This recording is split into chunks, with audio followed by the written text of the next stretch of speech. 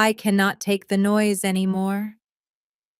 I am leaving my husband, Marcus announced, zipping his suitcase and abandoning our 1-month-old twins. He thought a month-long European getaway with his mistress on my dime was the perfect escape from fatherhood. But when he finally returned home to a locked door, a sold house and federal agents waiting in the driveway, he fell to his knees screaming that he had lost everything. Before I continue this story, let me know where you are watching from in the comments below.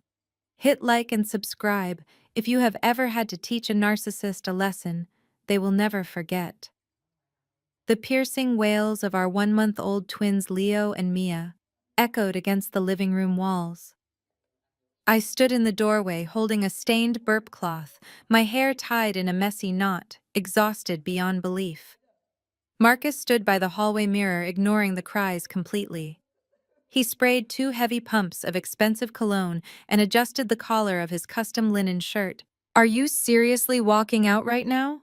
I asked, my voice trembling with a mix of fatigue and rage. "It is 8 at night and they both have colic." He did not even look at the bassinet. "I am going to Milan," he replied smoothly, grabbing his passport from the console table. "The guys and I planned this trip months ago. I need a break, Chiara. I am the vice president of sales. I bring in the money. I cannot be expected to perform at a high level when I am running on 3 hours of sleep because you cannot get your kids to quiet down." Your kids. The words felt like a physical slap across my face. "They are our kids, Marcus," I said, stepping closer to him. "And you did not plan this months ago. I checked the joint account this morning to pay the pediatrician bill. $15,000 is gone. You drained our entire savings." Marcus smirked. It was a patronizing expression that made my blood run cold. He checked his luxury watch, a gift I bought him when he got his promotion. "Consider it my survival bonus," he said. "I put up with 9 months of your mood swings, the swollen ankles, and the complaining. Now you are on maternity leave doing absolutely nothing all day. Motherhood is a natural instinct for a woman. You will figure it out. My ride is outside." He did not kiss me goodbye. He did not look at our son or our daughter. He simply grabbed the handle of his silver suitcase and walked out the front door. The heavy oak door slammed shut behind him, the sound vibrating through the floorboards. I did not collapse. I did not slide down the wall and weep. That was not who I was. Before I became a mother, I was a senior forensic accountant for one of the largest corporate auditing firms in Atlanta. My entire career was built on finding the invisible threads that liars tried to bury. I tracked missing millions for a living. I walked over to the bassinet, gently rocking it with one hand while I pulled my phone from my sweatpants pocket.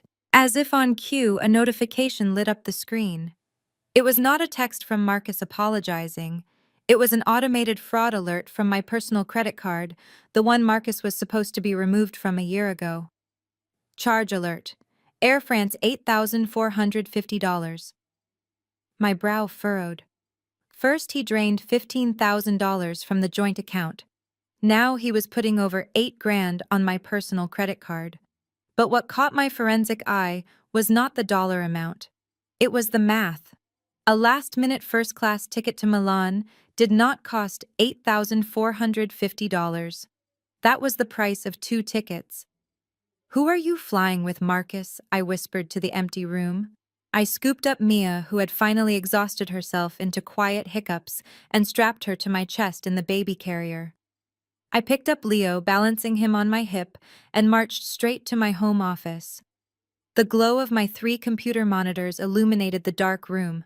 It took me exactly 4 minutes to bypass the shared passwords he thought I did not know. I logged into the airline passenger portal. There it was plain as day. 2 seats in first class, Marcus Davis and Chloe Jenkins, his 22-year-old marketing assistant. A sharp, bitter laugh escaped my lips. He was not fleeing the noise of his children to find peace with his friends. He was running off on a European escapade on my dime. I clicked on the loan documents tab, my fingers flying across the keyboard with muscle memory. My eyes scanned the digital file, searching for the final page. There it was. A perfectly forged signature of my name dated exactly 1 month ago. That was the exact day I was in the hospital, enduring a grueling 22-hour labor to bring his children into the world. But a forged signature on a bank document meant nothing without a legal witness. I zoomed in on the bottom right corner of the screen. A crisp black notary stamp sat perfectly aligned next to my fake signature.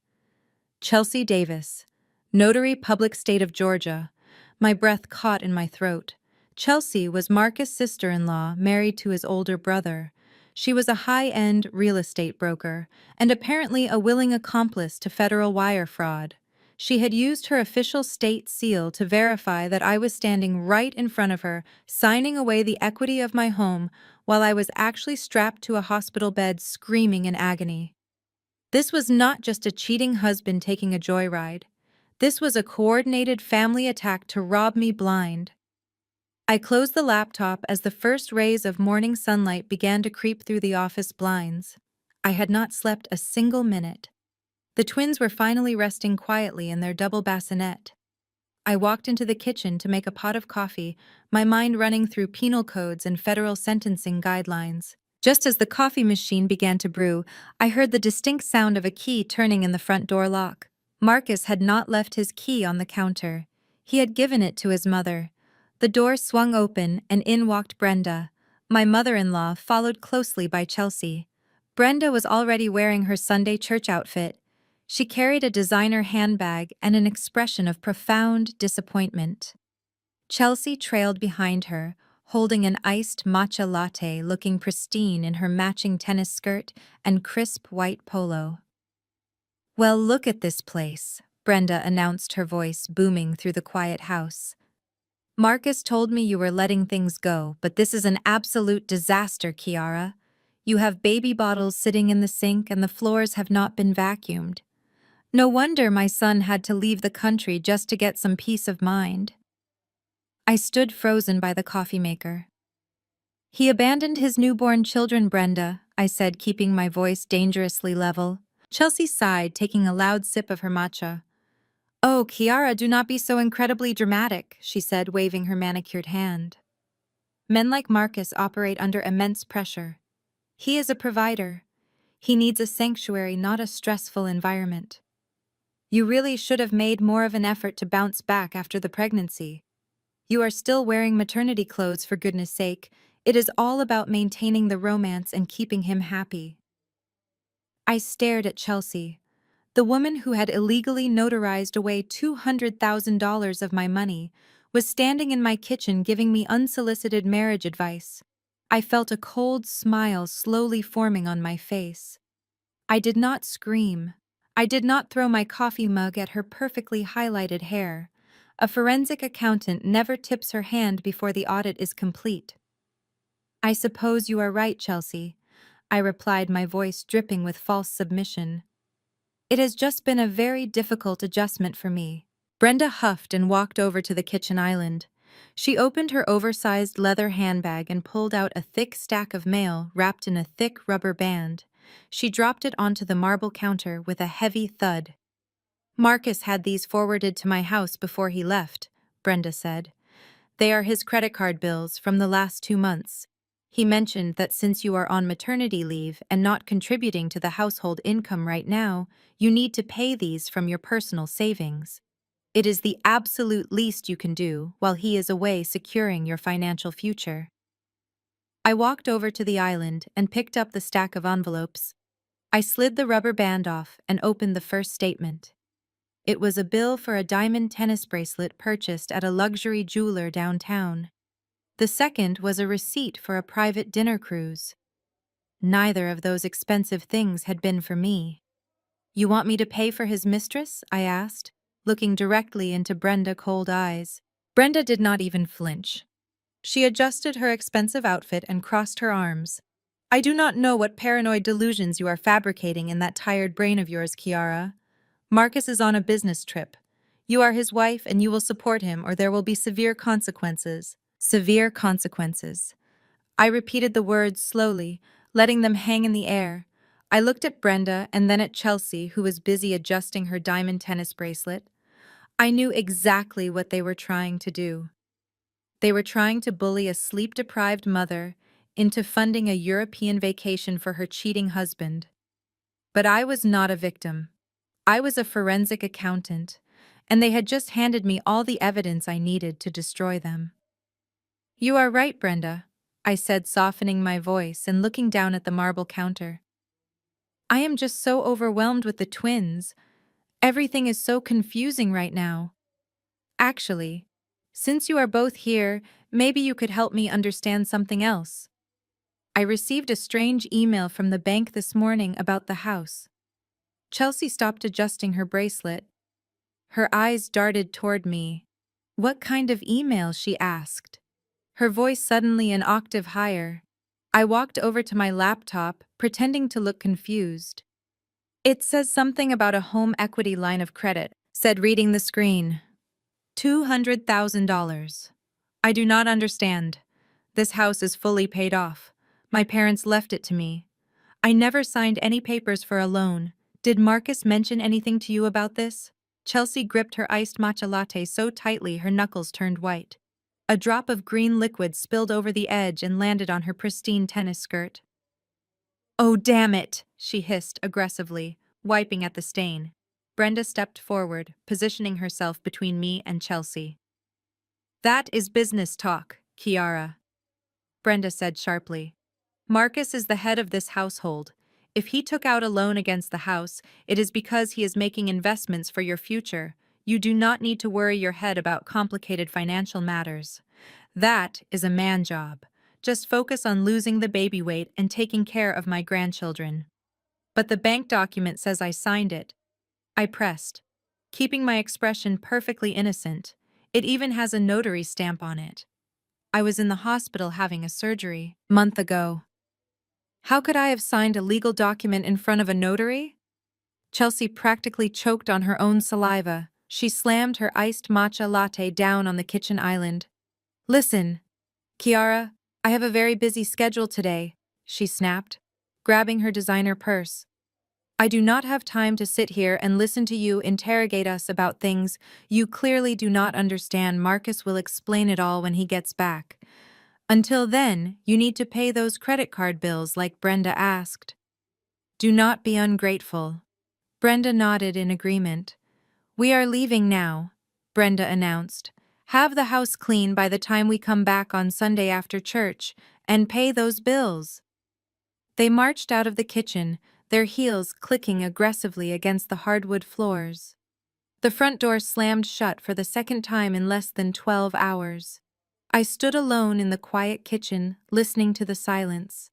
As soon as I heard Brenda start her luxury vehicle in the driveway, I dropped the confused housewife act. My posture straightened, and a cold, calculating smile spread across my face. I walked over to the kitchen island and picked up the plastic cup Chelsea had left behind. The iced matcha latte was still half full. A perfect set of her cherry red lipstick prints stained the rim. I grabbed a plastic Ziploc bag from the pantry, dropped the cup inside, and sealed it tight.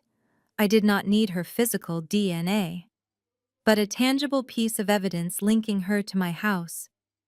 On the exact day I discovered the fraud, felt like a nice touch for the police report I was about to file. I marched back into my home office and sat down at my desk. It was time to go on the offensive. I opened a secure encrypted folder on my desktop and named it Project Ruin. I uploaded the forged loan documents, the flight receipts showing Marcus and his mistress, and the credit card bills Brenda had generously provided. They thought they had cornered a helpless, exhausted mother. They did not realize they had just walked straight into a trap set by a master auditor. I opened a new browser window and accessed the state government website. I navigated to the notary division and typed in her name. Her official commission number popped up, validating her active status. She committed a serious crime, and she was going to pay for every single mistake she had made against my family and my home. I was ready to destroy them all. I sat at my desk as the afternoon sun faded into evening. My eyes were glued to the 3 monitors illuminating the dark office. The twins were asleep in the nursery, and the house was perfectly silent. I had the forged loan documents open on my left screen and the bank transfer history on my right. $200,000 does not just vanish into thin air. Money always leaves a trail, and I was the best bloodhound in the business. Marcus thought he could outsmart me because I was on maternity leave. He assumed the sleep deprivation would make me blind to his financial crimes. He was terribly wrong. I cracked my knuckles and began running the routing numbers through my forensic auditing software. The initial line of credit was dispersed into a joint checking account, but it only stayed there for 48 hours. From there, it was wired in 3 separate transactions to a limited liability company I had never heard of before. I typed the name of the shell company into the state business registry. The page loaded instantly, revealing the registered agent and the primary business address. A cold laugh escaped my lips. The address listed for the company was the exact same address as Chelsea Luxury Real Estate Brokerage. She was not just a corrupt notary public stamping fake signatures. She was actively helping my husband launder the stolen equity from my home. They had set up a fake property management firm to wash the money, making it look like legitimate real estate investments. It was a sophisticated operation for an amateur, but to a trained auditor, it was as obvious as a neon sign. I took screenshots of the corporate filings and added them to my encrypted folder. But I knew Marcus. He was greedy. If he had a mechanism to wash $200,000, he was definitely using it for other things. I decided to dig deeper into his employment records. Marcus was the vice president of sales for a major software firm. He had access to a massive corporate expense account and discretionary client funds. I opened a backdoor portal I occasionally used for corporate risk assessments and searched his vendor payment history. My jaw clenched as the numbers populated on the screen. Over the past 6 months, Marcus had approved over $300,000 in vendor payments to that exact same shell company managed by Chelsea. He was embezzling money directly from his employer and funneling it through his sister-in-law. No wonder he was so confident about taking a month-long vacation to Italy with his young mistress. He was funding his entire lavish lifestyle with stolen corporate funds and the equity of my childhood home. I downloaded the entire ledger, exporting every single fraudulent invoice he had submitted. The puzzle pieces were snapping together perfectly, but I needed to find out how Brenda fit into this criminal enterprise. My mother-in-law was too greedy to let Marcus and Chelsea orchestrate a $500,000 heist without getting a cut. I ran a secondary search on the shell company outgoing wire transfers. Sure enough, a consistent monthly payment labeled as consulting fees was being routed to an offshore account in the Cayman Islands. I cross-referenced the account routing data with Brenda personal banking information that I had from when we helped her with taxes 2 years ago. It was a perfect match. Brenda was receiving $20,000 a month in untaxed stolen funds while sitting in the front pew of her church passing judgment on my housekeeping skills. She was committing federal tax evasion and international money laundering. I leaned back in my expensive leather chair, staring blankly at the massive mountain of digital evidence I had meticulously gathered in a single evening. My husband, my mother-in-law, and my sister-in-law were running a highly coordinated and incredibly illegal criminal syndicate right under my nose. They thought I was just a weak, exhausted pregnant woman they could easily manipulate, gaslight, and eventually discard without a fight. They severely mistook my quiet kindness for absolute stupidity. I picked up my phone and dialed the direct line of a ruthless real estate investor I knew from my corporate dealings. He answered on the second ring. I told him I had a fully paid-off colonial house in a prime neighborhood, and I was willing to sell it to him for cash at a 20% discount if we could close the deal in 10 days. He agreed immediately, asking no questions. I was going to sell the house right out from under Marcus, leaving him with a massive fraudulent debt and absolutely no asset to cover it. The financial trap was set. The financial trap was set. But the arrogance of my husband family knew absolutely no bounds. Early the next morning, before the sun had fully risen, the front door rattled open again.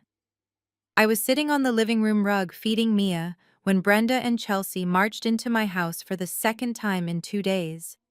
They did not knock. They simply invaded my space as if they owned it, which in their minds, thanks to the fraudulent loan, they probably thought they did. Brenda stood over me, casting a long shadow across the nursery rug. She had her arms crossed tightly over her chest, holding the same leather portfolio she carried to church meetings. Chelsea stood right behind her, wearing a tailored pastel suit, holding a designer coffee cup, and looking at me with pure disguised disgust. "I am not here to socialize, Kiara," Brenda announced, her voice sharp and demanding. "I came to collect the payment confirmation for Marcus' credit card bills. I told you yesterday to handle his expenses, and I expect you to be a dutiful wife. Have you transferred the funds from your savings account yet?" I carefully lifted Mia and placed her gently over my shoulder to burp her. "I have been busy with the babies, Brenda," I said, keeping my tone submissive and quiet. "They were up all night. I have not had a moment to log into the bank." Chelsea let out a loud, dramatic sigh and rolled her eyes. She took a slow sip of her coffee and looked me up and down. "Honestly, Kiara, you use those babies as an excuse for everything," Chelsea said, her voice dripping with condescension. "It is no wonder Marcus needed a vacation. Look at you. You are still wearing baggy sweatpants and your hair is a complete disaster. It takes 10 minutes to put on some makeup and look presentable. Women in our circle bounce back from pregnancy in weeks. You are just wallowing in laziness and expecting my brother-in-law to tolerate it." I bit the inside of my cheek hard enough to taste copper. Chelsea was a woman who spent half her day at the salon and the other half forging federal documents. Yet she had the audacity to stand in my living room and criticize my natural postpartum body. "Marcus appreciates a woman who takes pride in her appearance," Chelsea continued, pacing slowly around my living room. "He is a vice president, Kiara. He needs a wife who can stand beside him at corporate events, looking elegant and refined. Not someone who looks like they just rolled out of a dumpster. You really need to invest in a gym membership and perhaps a good stylist. It is just a friendly suggestion, of course. I would hate for Marcus to find his physical fulfillment elsewhere just because you gave up on yourself."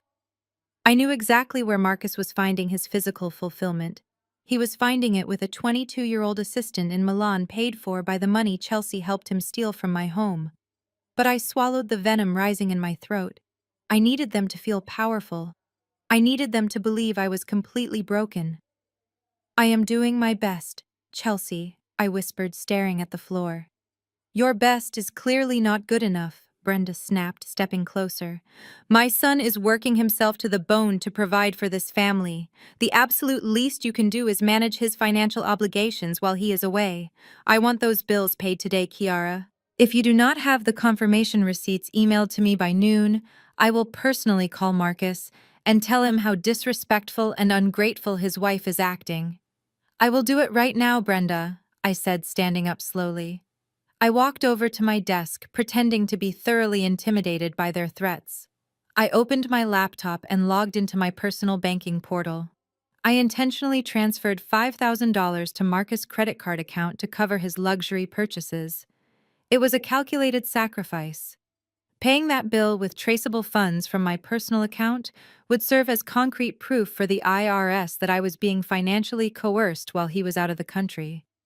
It was another nail in their legal coffin.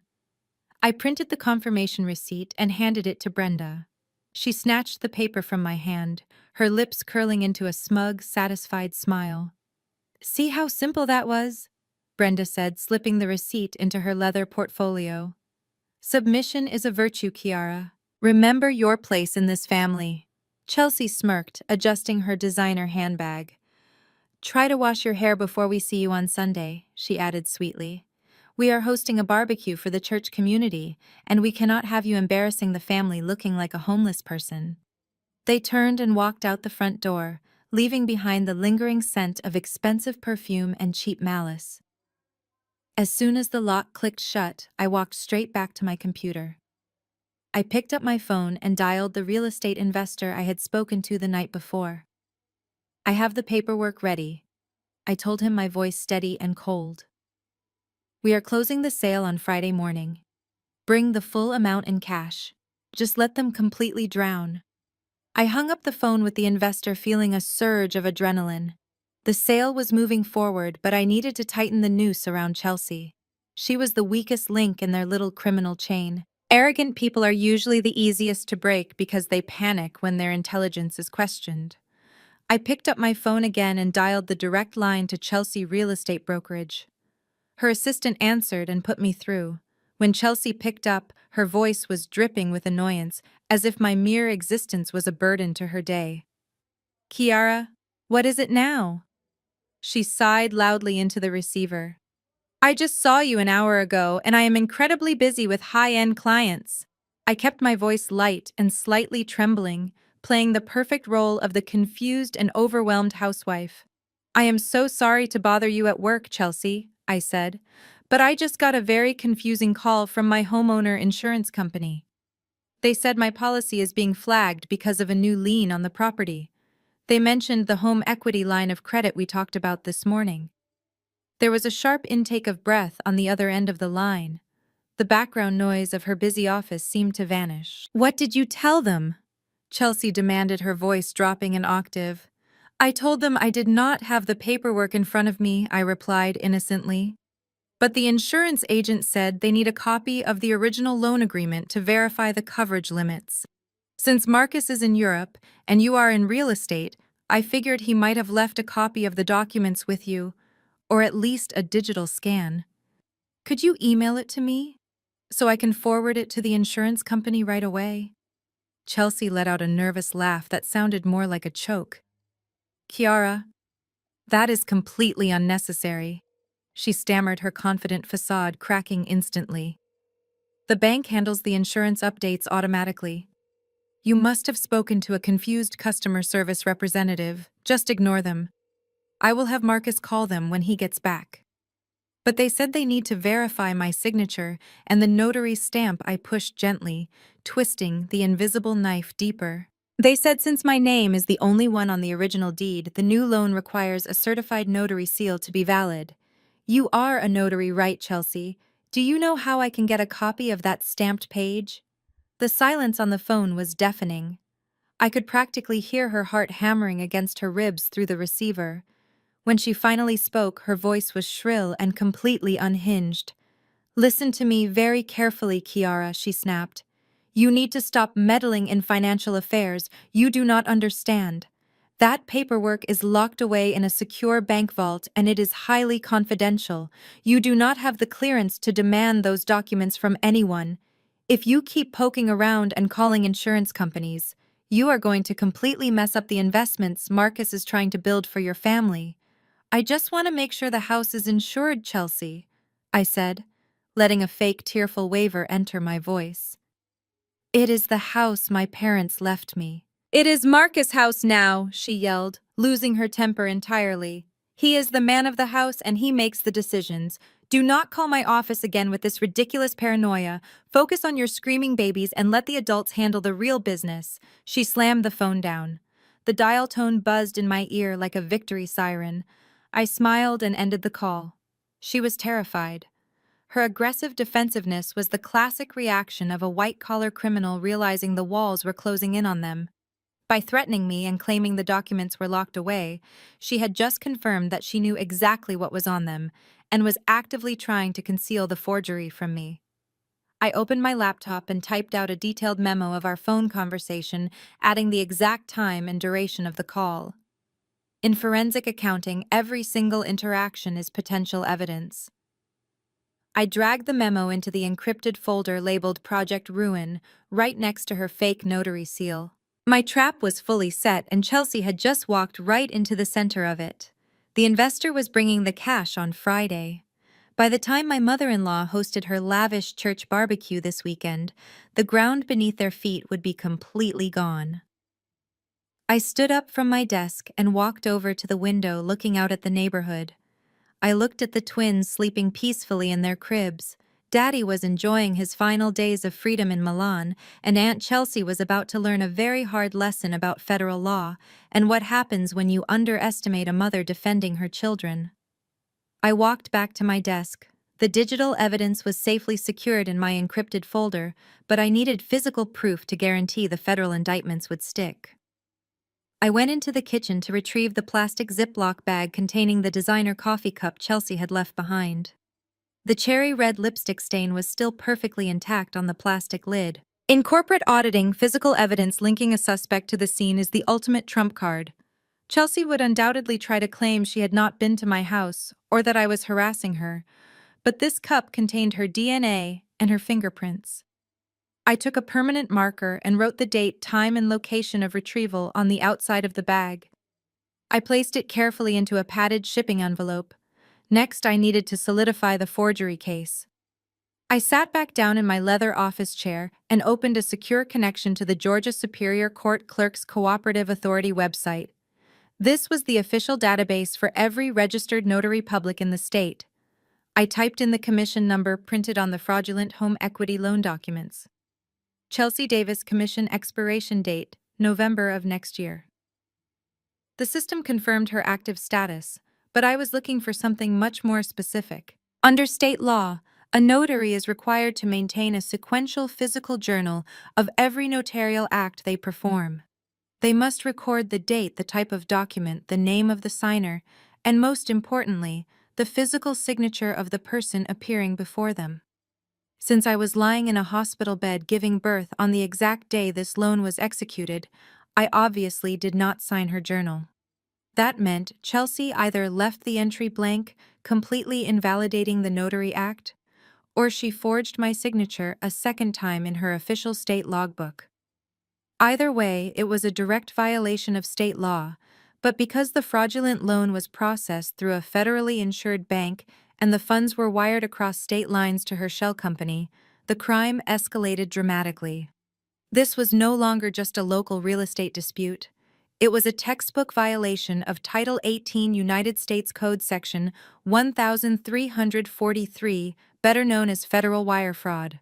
That carried a maximum penalty of 20 years in federal prison. I opened a new text document and began drafting the executive summary of my investigation. I structured it exactly like the forensic audit reports I prepared for federal prosecutors.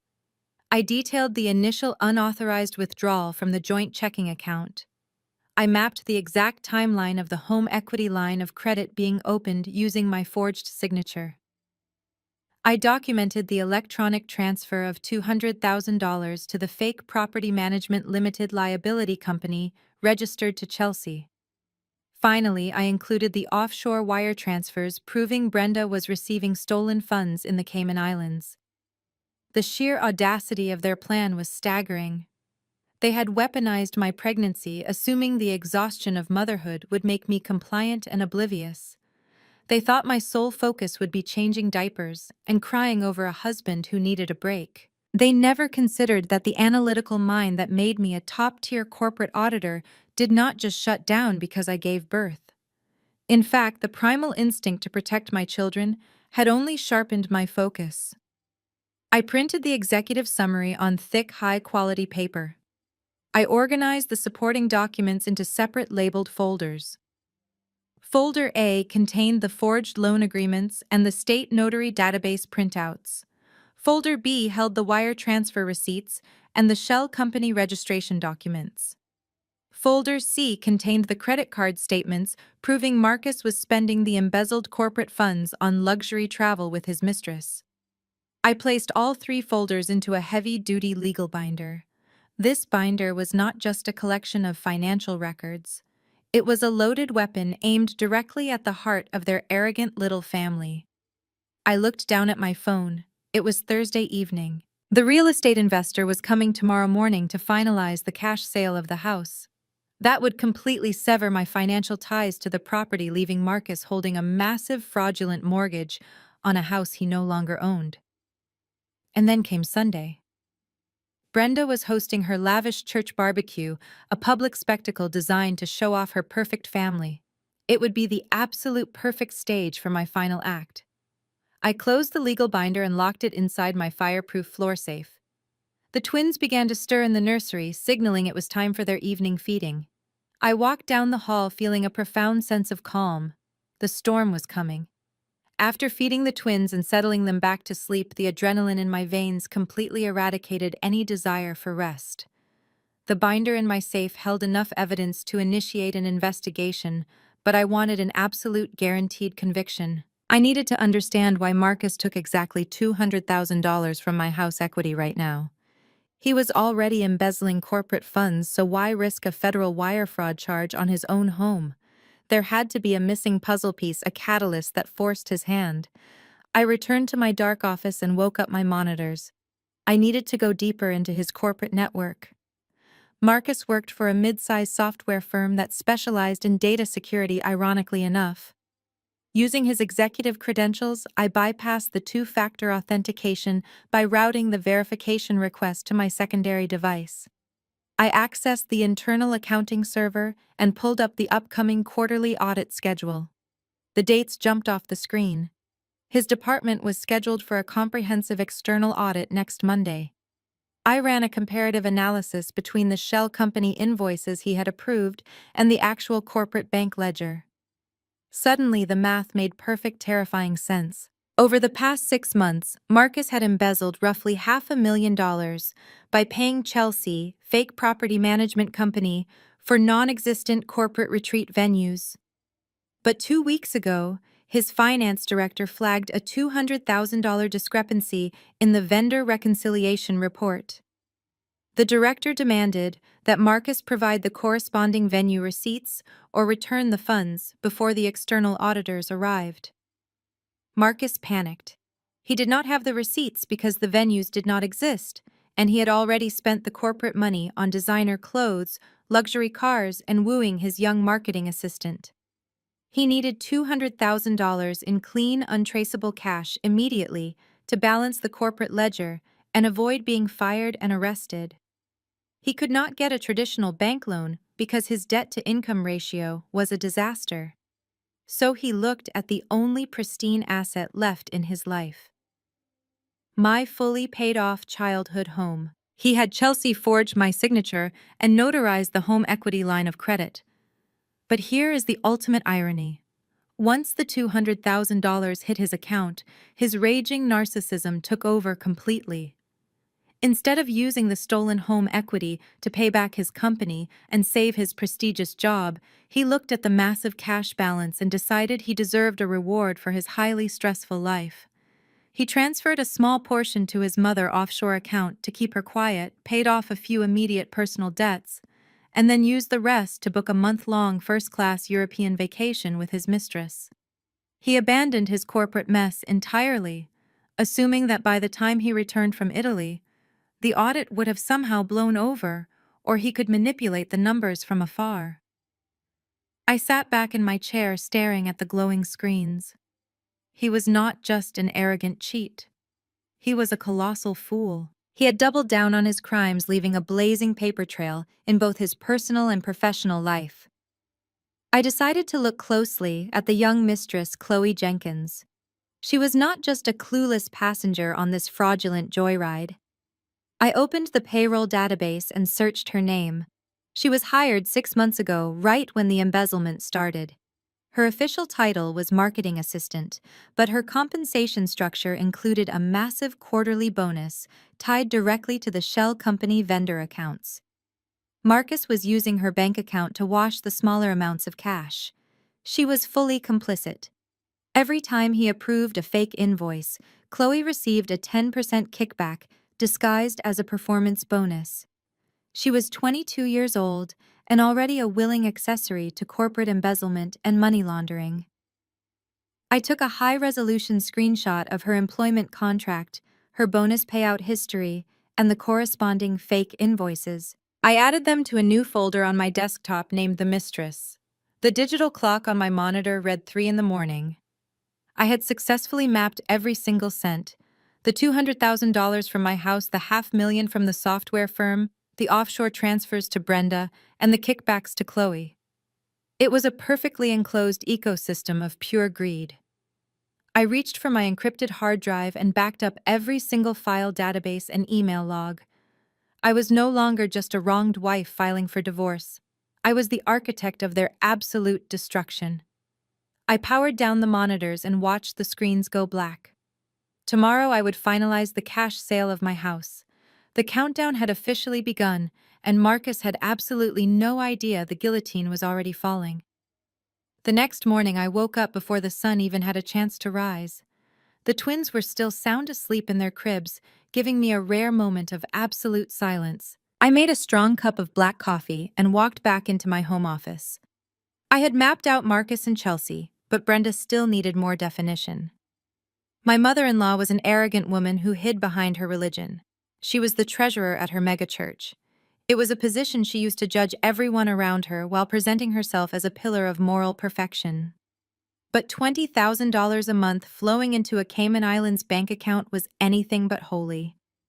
I sat down at my desk and opened a new browser window. I needed to see exactly how Brenda was moving that offshore money without raising red flags with the Internal Revenue Service. Since I had done her taxes 2 years ago, I still remembered the answers to her security questions. Her maiden name, her first pet, and the street she grew up on. I bypassed her security firewall in less than a minute and gained full access to her primary checking account.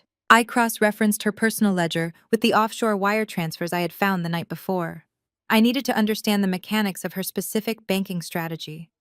The truth I uncovered made my blood run completely cold. Brenda was not just passively receiving stolen money from Marcus. She was running a massive tax evasion and money laundering operation right through her church community. The offshore account in the Cayman Islands was registered under a fake religious charity name. She was taking the $20,000 a month from Marcus and depositing it into this fake charity. Then she was claiming those deposits as tax-deductible charitable contributions on her personal tax returns. The federal government was literally giving her tax refunds for donating stolen money to herself. But the web of family fraud went even deeper than that. I pulled up the financial records for the church charity fund that Brenda managed as treasurer. She was siphoning off thousands of dollars in weekly cash donations from the congregation and funneling them directly into the same Cayman Islands account. My husband was embezzling from a software firm. My sister-in-law was committing federal wire fraud and forging legal documents. And my holy mother-in-law was stealing donation money from her own church congregation. They were not just a toxic family, they were a highly organized criminal syndicate operating right out in the open under the guise of upper-class respectability and religious devotion. I leaned back in my chair and took a slow sip of my coffee. The sheer magnitude of their arrogance was breathtaking. They had treated me like a disposable incubator, all while running a criminal empire that could put them all in federal prison for decades. I opened a new file and began filling out Internal Revenue Service Form 211. That is the official application for the Whistleblower Reward Program. The federal government pays a massive percentage of the recovered funds to the person who exposes the tax fraud. By turning Brenda in, I was going to legally collect a massive bounty on her stolen wealth. I attached the offshore bank statements, the fake charity registration, and her fraudulent tax returns to the digital whistleblower application. I created a similar packet for the FBI detailing the church embezzlement scheme. The entire web of their family fraud was now perfectly laid bare and meticulously documented on my hard drive. Every single wire transfer, every forged signature, every fake invoice, and every stolen donation was neatly packaged and ready for federal prosecutors. I made sure to encrypt the files twice to ensure maximum data security before submitting them to the authorities. I heard a soft cry coming from the nursery. Mia was waking up, demanding her morning feeding. I closed the laptop and stood up from my desk. The corporate auditor was clocking out, and the mother was clocking back in. I walked down the hall feeling a deep sense of righteous vindication. Tomorrow, I would sell the house and secure the cash. But Sunday was the day I was truly looking forward to. Sunday was the day Brenda was hosting her lavish church barbecue to show off her perfect life to the exact same congregation she was actively robbing. It would be a true shame if someone decided to crash that barbecue and expose the devil hiding in the front pew. I smiled to myself, knowing their entire fake world was about to come crashing down in the most spectacular and public way possible. They were going to lose everything. Friday morning arrived with a heavy downpour of rain, but my mood was incredibly bright. I had packed the essential baby gear and my most important personal documents into several large boxes stacked neatly by the front door. At precisely 9 in the morning, a sleek black SUV pulled into my driveway. A tall man in a sharp gray suit stepped out holding a leather briefcase to shield his head from the rain. His name was Victor, and he was one of the most ruthless corporate real estate liquidators in the state of Georgia. Victor did not care about family memories or the sentimental value of a childhood home. He only cared about profit margins and acquiring prime real estate well below market value. I opened the door and ushered him inside, out of the rain. Victor wiped his shoes and immediately began scanning the living room architecture with a cold, calculating eye. He was the kind of buyer who thrived on other people experiencing financial distress. I had told him over the phone that I needed a rapid cash closing and was willing to surrender 20% of the equity to make it happen immediately. He walked through the dining room, running his hand along the original oak trim. He did not ask why a mother with newborn twins was liquidating her fully paid-off house on a random Friday morning. In his line of work, asking emotional questions only slowed down the transaction process. We took a brief tour of the property. I showed him the upgraded kitchen, the spacious backyard, and the newly renovated master bathroom. Marcus had insisted on that expensive bathroom renovation just last year, claiming it would increase our home value. It was highly amusing to know that his vanity project was now directly benefiting the very man buying the house out from under him. Victor nodded approvingly as we concluded the tour and walked back to the large marble island in the kitchen. He placed his heavy leather briefcase on the counter and clicked the brass locks open. "I have the closing documents prepared," he said, sliding a thick stack of papers toward me. "My title company ran a full background check on the property yesterday afternoon. The deed is entirely in your name, Kiara, just as you stated. There is a recently recorded home equity line of credit attached to the address, but since my company is purchasing the property with a direct cash wire to your private account, that secondary debt obligation will simply default to the individual who took out the loan. In this case, your husband." I smiled warmly at his thorough assessment. "That is exactly correct, Victor," I replied, picking up the heavy black pen he offered me. "The debt belongs solely to him.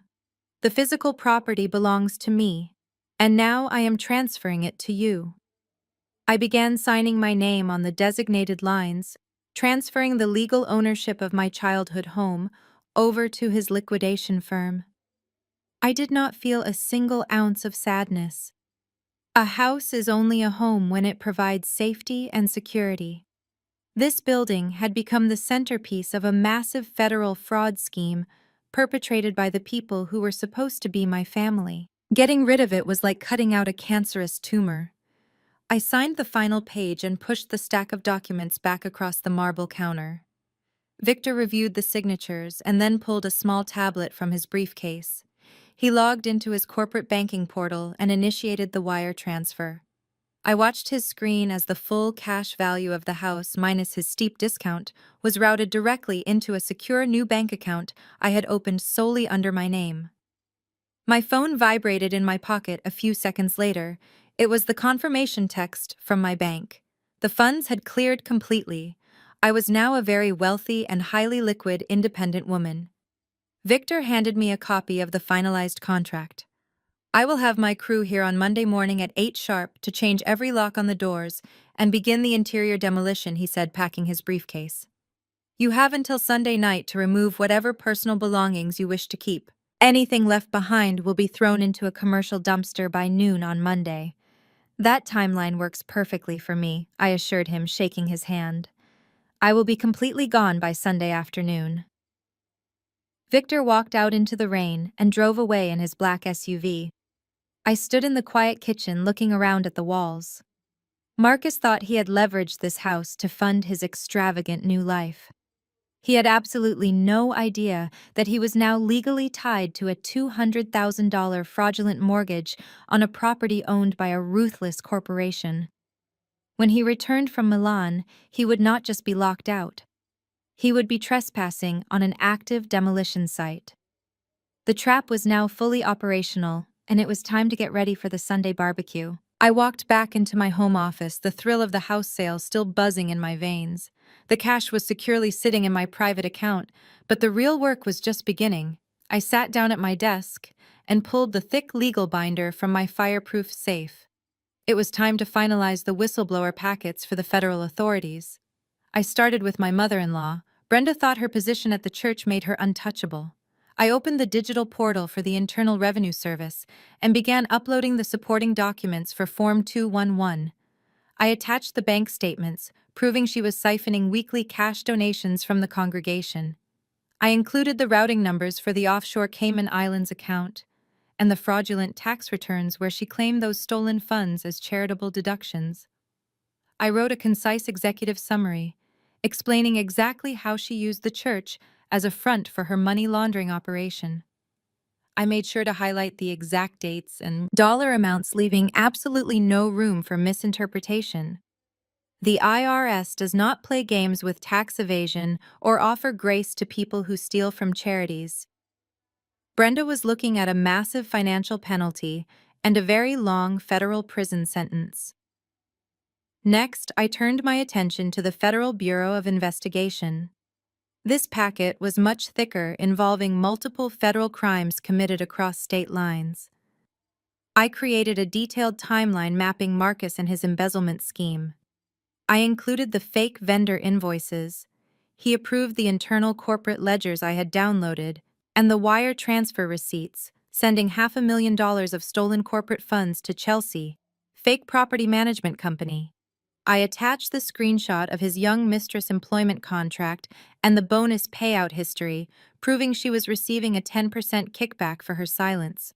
Then I added the absolute crown jewel of my investigation, the forged home equity line of credit. I uploaded the state notary registry, confirming Chelsea active commission status, alongside the fake signature she had stamped. While I was giving birth in the hospital, I included the tracking number for the physical Ziploc bag containing her DNA on the discarded coffee cup. I drafted a cover letter addressed directly to the White Collar Crime Division detailing the wire fraud, the corporate embezzlement, and the deliberate forgery of federal loan documents.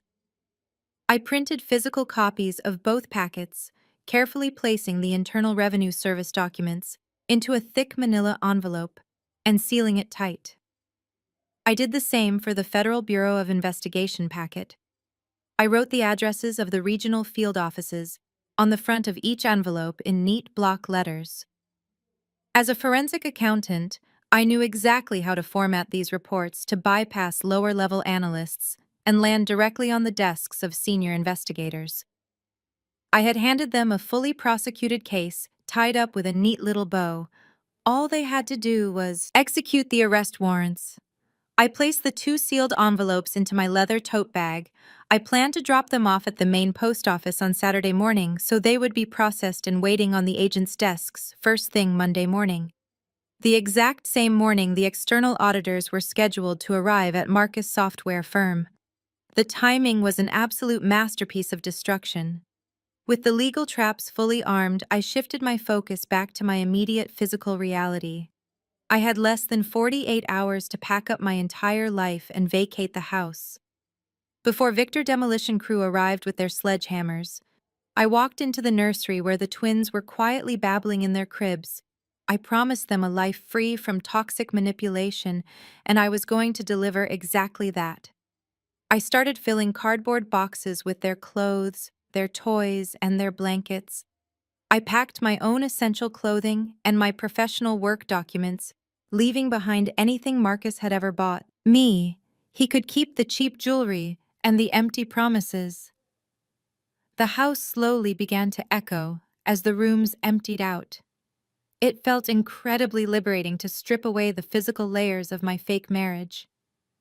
By Friday evening, the house was mostly bare. I ordered a pizza and sat on the living room floor, feeding the babies and enjoying the complete absence of my husband. Toxic family. I pulled my phone from my pocket to check the time and saw a new notification glowing brightly on the screen. It was an alert from a social media application. Marcus had just posted a new public picture. I tapped the screen and opened the application. It was time to see what the man who had stolen my house was doing with his stolen freedom. The photograph loaded on my screen in high definition. Marcus was standing on a cobblestone balcony overlooking the glowing Eiffel Tower in Paris. He had a crystal glass of champagne in one hand, and his other arm was wrapped tightly around the waist of his young assistant Chloe. She was wearing a designer silk dress that I recognized immediately because I had paid the credit card bill for it just 2 days ago. Marcus was wearing a tailored tuxedo, looking completely carefree and incredibly smug. The caption underneath the picture read, "Sometimes you have to leave the noise behind and reward yourself for all the hard work. Cheers to the good life and the people who truly understand how to live it." I stared at the screen, feeling a strange mix of absolute disgust and profound relief. A few weeks ago, seeing my husband flaunt his mistress on the internet would have broken me into a million tiny pieces. But right now, it simply served as the final confirmation that I was making the right decision. His caption was a direct insult aimed at me and our newborn twins. He was calling his own children noise and claiming his stolen wealth was the result of hard work. He was completely delusional. I took a high-resolution screenshot of the post and the caption. I emailed the image directly to the external auditing team at his software firm, with a short, anonymous note suggesting they verify how their vice president was funding his lavish European vacation. Then I walked back into my home office. I had planned to wait until Saturday morning to mail the physical binders, but looking at his arrogant face made me realize I did not want to wait another second. The physical copies were still going to the post office, but the federal agencies also operated secure digital intake portals for immediate submissions. I sat down at my desk and woke up the monitors one last time. I opened the encrypted files I had prepared earlier. I navigated to the Internal Revenue Service whistleblower website and filled out the online submission form for Brenda. I attached the bank statements, the tax returns, and the offshore routing numbers. The screen prompted me to verify the submission. I moved my mouse and clicked send. A green confirmation number flashed on the screen. Next, I opened the Federal Bureau of Investigation white-collar crime reporting portal. I filled out the detailed intake forms for Marcus and Chelsea. I uploaded the forged notary documents, the fake loan agreements, the corporate ledgers, and the DNA evidence tracking number. I typed a brief summary detailing the wire fraud and the corporate embezzlement scheme. I checked the box confirming that all the information provided was accurate to the best of my knowledge. I took a deep breath and clicked send. A second green confirmation screen appeared thanking me for my submission. The digital trap was officially sprung. The federal government now had everything they needed to tear his world apart piece by piece. I powered down the computer and disconnected the hard drives. I packed my laptop into my heavy leather tote bag right next to the thick manila envelopes containing the physical evidence binders. I walked through the empty house, turning off the lights in each room. The silence was no longer a sign of loneliness.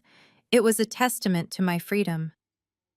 I went into the nursery and checked on the twins one last time before going to sleep. I slept better that night than I had in over a year. Saturday arrived with bright sunshine. I loaded the twins into my car along with the final boxes of our belongings. Before leaving, I drove straight to the main post office downtown. I carried the heavy manila envelopes inside and handed them directly to the postal clerk. I requested certified mail with signature confirmation, ensuring that the federal agents would physically receive the binders first thing Monday morning.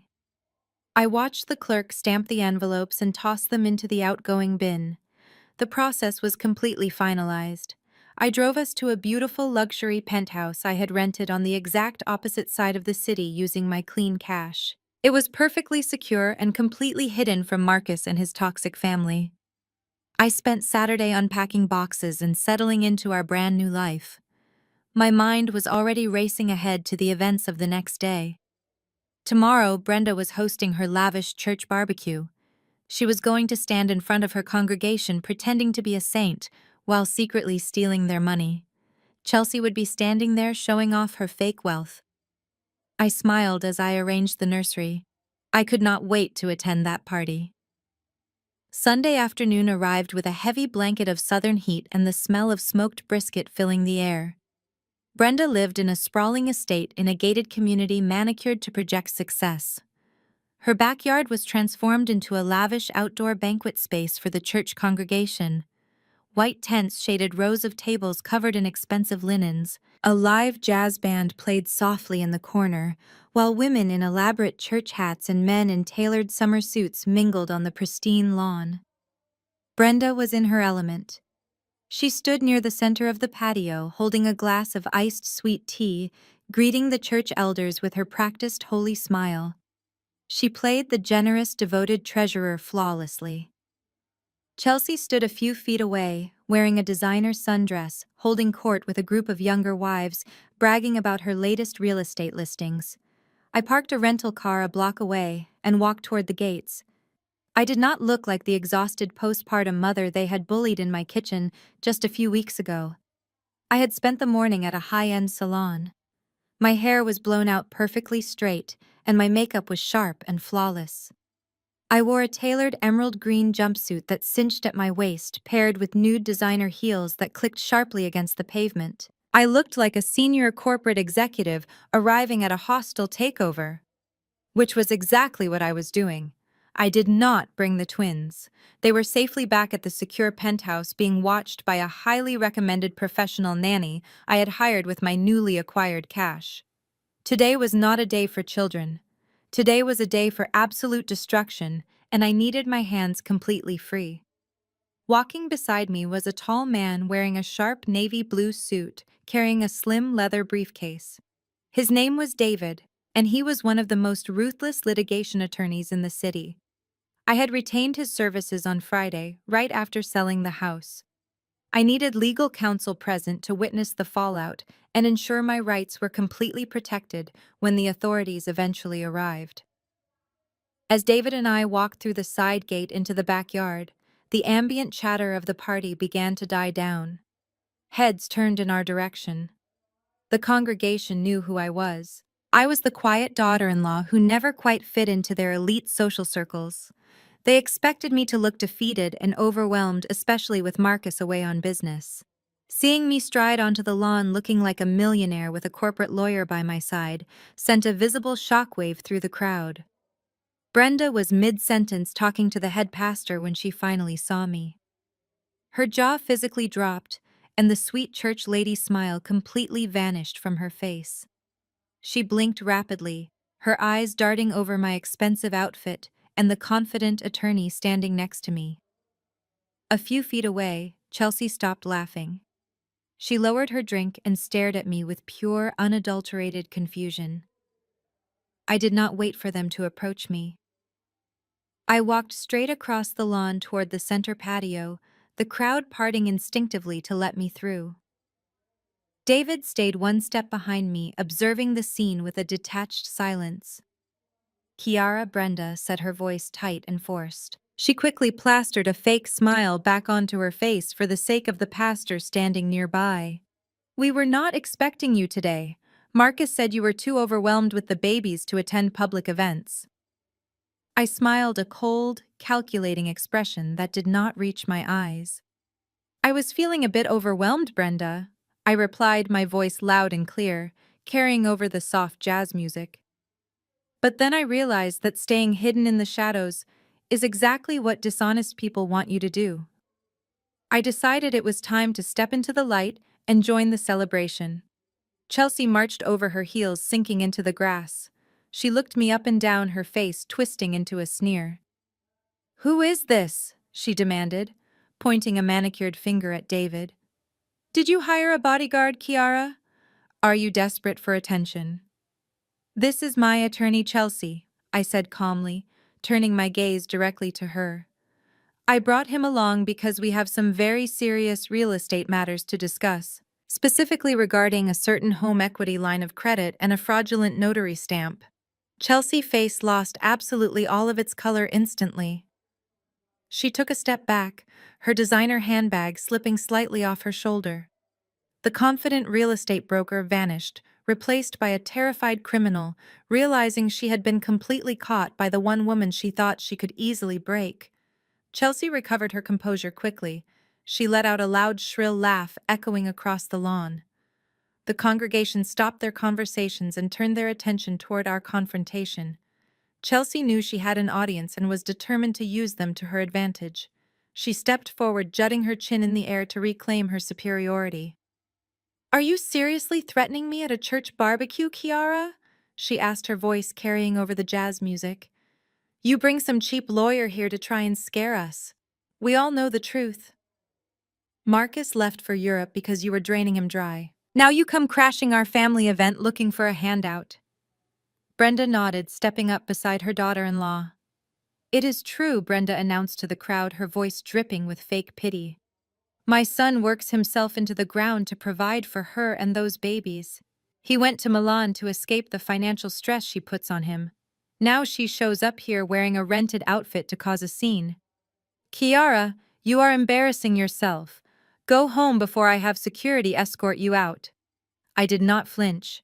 I stood tall, my emerald green jumpsuit catching the afternoon sun. "I am not here for a handout, Brenda," I replied, my voice steady and calm. "I certainly do not need even a single penny of Marcus' stolen money anymore. In fact, I do not need anything from this toxic family ever again." "Oh, please," Chelsea scoffed, waving her hand dismissively, her confidence growing as the elders watched. "You do not have a dime without my brother-in-law. You have been sitting at home in sweatpants crying over bills you cannot pay. I saw the credit card statements myself. You are completely broke, Kiara. What are you going to do? Sue us for emotional distress because your husband realized he married a gold digger. You do not even own the roof over your head. Marcus handles the real estate assets. He makes the financial decisions. You are just a dependent wife." The crowd murmured in shock. Chelsea thought she was destroying my reputation in front of the church, but she was confessing to her own arrogance. She publicly confirmed her belief that Marcus controlled my property and that I was powerless. I turned to my attorney, David. He opened his leather briefcase and pulled out a single sheet of paper. "Actually, Mrs. Davis," David said, speaking for the first time, his voice deep and authoritative, "my client is entirely financially independent. As of yesterday morning, she liquidated her solely owned real estate assets for a very substantial cash sum. She is completely debt-free and heavily capitalized." Chelsea narrowed her eyes, her face flushing red. "What are you talking about?" she snapped, stepping closer to David. "That house is heavily leveraged. Marcus took out a $200,000 loan against it. You cannot just sell a house with a massive lien on it without paying the bank back. Who do you think you are fooling with these fake documents?" I smiled, letting her aggressive words hang in the heavy southern air. She had just admitted in front of dozens of witnesses that she knew about the loan. A loan I had supposedly signed in her very presence. "That is fascinating, Chelsea," I said, tilting my head. "Because according to the official bank documents, I am the one who signed for that home equity line of credit. I supposedly stood right in front of you and signed the paperwork while you stamped it with your official state notary seal? So why are you telling everyone here that Marcus took out the loan?" Chelsea froze completely. Her mouth opened, but no words came out. The realization of what she had just said hit her like a physical blow to the stomach. She had publicly contradicted the very legal document she had illegally forged. The church elders were watching her closely now, their expressions shifting from mild amusement to deep concern. Brenda tried to intervene, sensing that Chelsea was rapidly drowning. "That is enough of this nonsense," Brenda yelled, waving her arms frantically at the jazz band to play louder. "We are celebrating today. I will not have my family slandered by a bitter, jealous woman." I ignored Brenda, keeping my eyes locked on Chelsea. "You see, Chelsea?" I continued, my voice slicing through the noise like a razor blade. "When a property is sold for cash, the secondary debt defaults to the person who originated the loan. Since I did not sign that paperwork, the bank has transferred that massive debt entirely to Marcus. and the state of Georgia is very interested in asking you exactly how your official state seal ended up on a forged document. The jazz band abruptly stopped. The silence that blanketed the backyard was absolute and heavy. Chelsea stumbled backward. She looked frantically at the church elders, who were now staring at her with profound shock and suspicion. I stepped closer, closing the distance between us. David stood still beside me, holding his leather briefcase like a weapon. You stamped that home equity line of credit on the exact same afternoon I was strapped to a hospital bed delivering my twins, I said, my voice projecting clearly across the silent lawn. I have the admission records, the delivery logs, and the timestamps. Unless you can physically be in two different places at once, you committed a severe felony. Chelsea opened her mouth to speak, but only a pathetic squeak came out.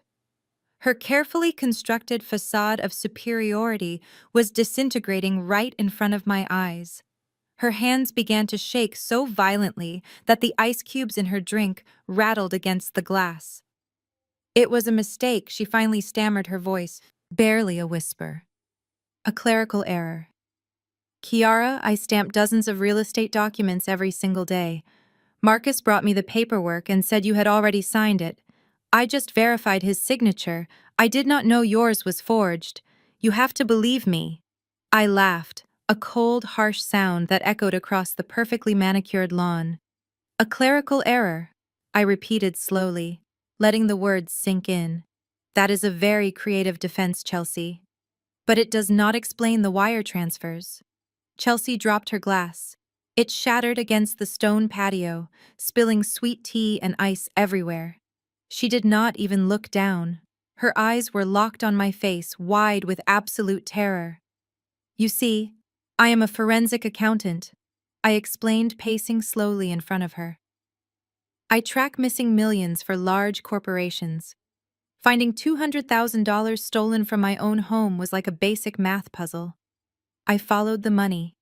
Chelsea, I followed it right from the fraudulent bank loan directly into the business account of a fake property management company.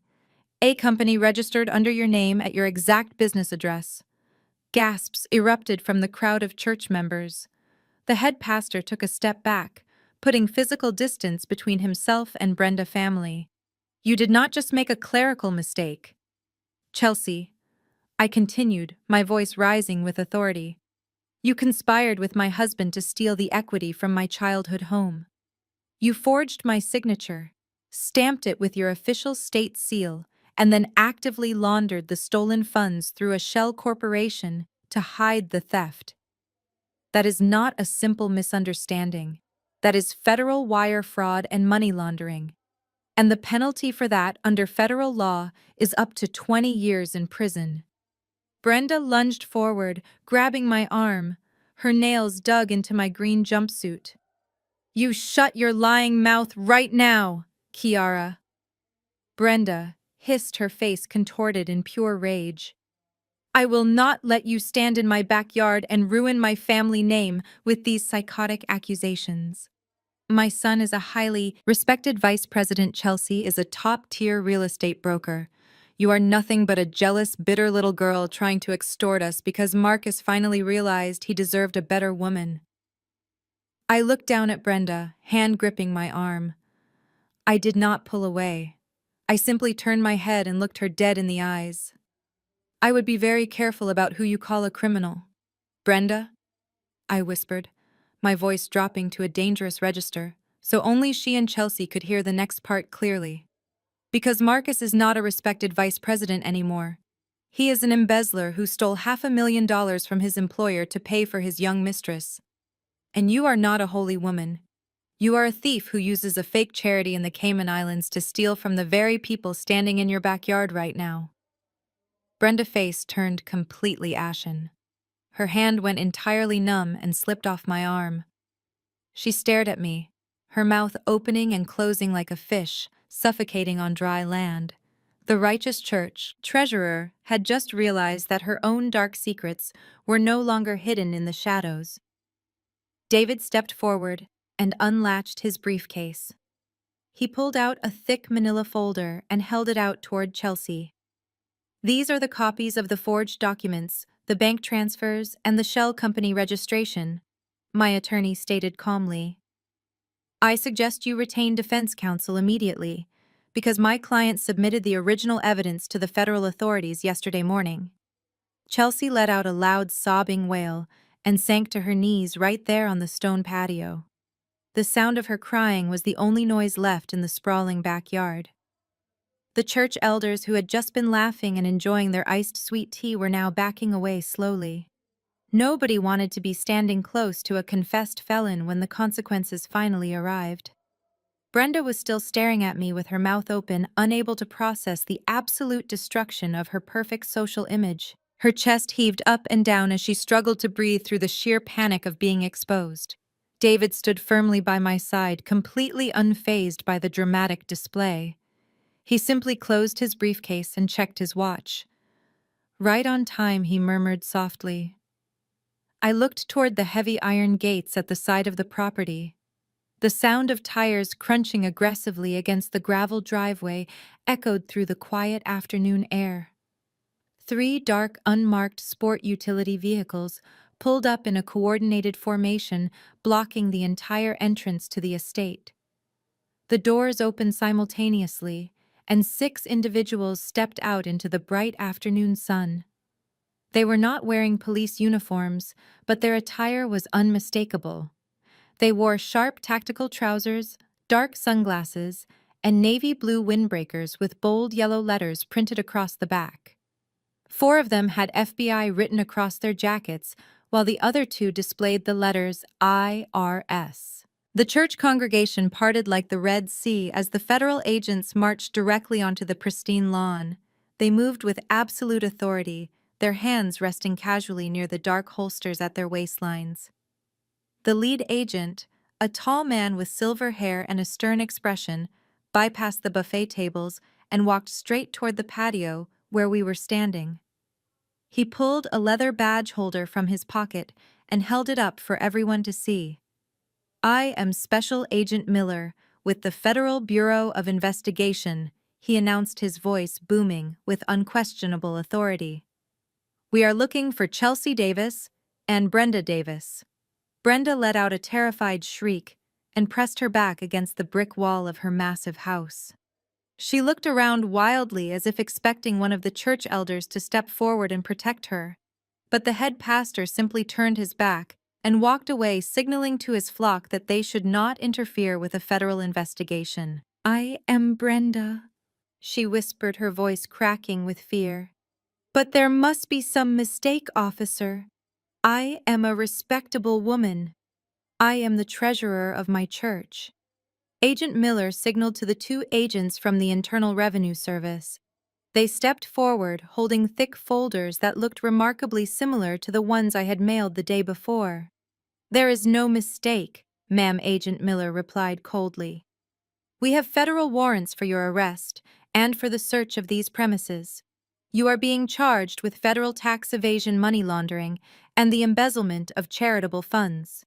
We have already frozen all of your domestic accounts and are actively working with international authorities to seize your offshore assets in the Cayman Islands. Brenda's legs gave out completely. She slid down the brick wall and landed on the patio, clutching her chest as she began to hyperventilate. The 2 IRS agents stepped forward and firmly instructed her to stand up. When she refused, they simply grabbed her by the arms and hauled her to her feet, pulling her hands behind her back. The sharp metallic click of handcuffs snapping shut echoed loudly across the patio. Chelsea was still on her knees, crying hysterically into her hands. 2 FBI agents walked over and stood directly above her. Chelsea Davis, you are under arrest for federal wire fraud and the forgery of official state documents, Agent Miller stated, reading from a formal document. You have the right to remain silent, and I highly suggest you use it right now. Please. Chelsea begged, looking up at the agents with mascara running down her face, ruining her perfect makeup. It was my brother-in-law, Marcus. He made me do it. He forced me to stamp the paperwork. I did not want to steal her house. Agent Miller looked down at her with absolutely zero sympathy. You can explain your family dynamics to the federal judge on Monday morning, he said. Stand up and put your hands behind your back. The congregation watched in stunned silence as the two supposedly perfect women of their church were restrained like common criminals. Their designer dresses and expensive jewelry looked entirely ridiculous paired with heavy steel handcuffs. I watched them cry and beg, but I felt absolutely no pity. They had tried to ruin my life and steal my children's future just to fund their own arrogant greed. This was not a tragedy. It was pure justice. Agent Miller signaled to his team, and the two agents flanking Chelsea pulled her to her feet. Her designer sundress was wrinkled and heavily stained with spilled sweet tea. She looked frantically into the crowd of church members searching the faces for her husband. He had been standing near the barbecue grill just moments before holding a plate of ribs, but now he was nowhere to be found.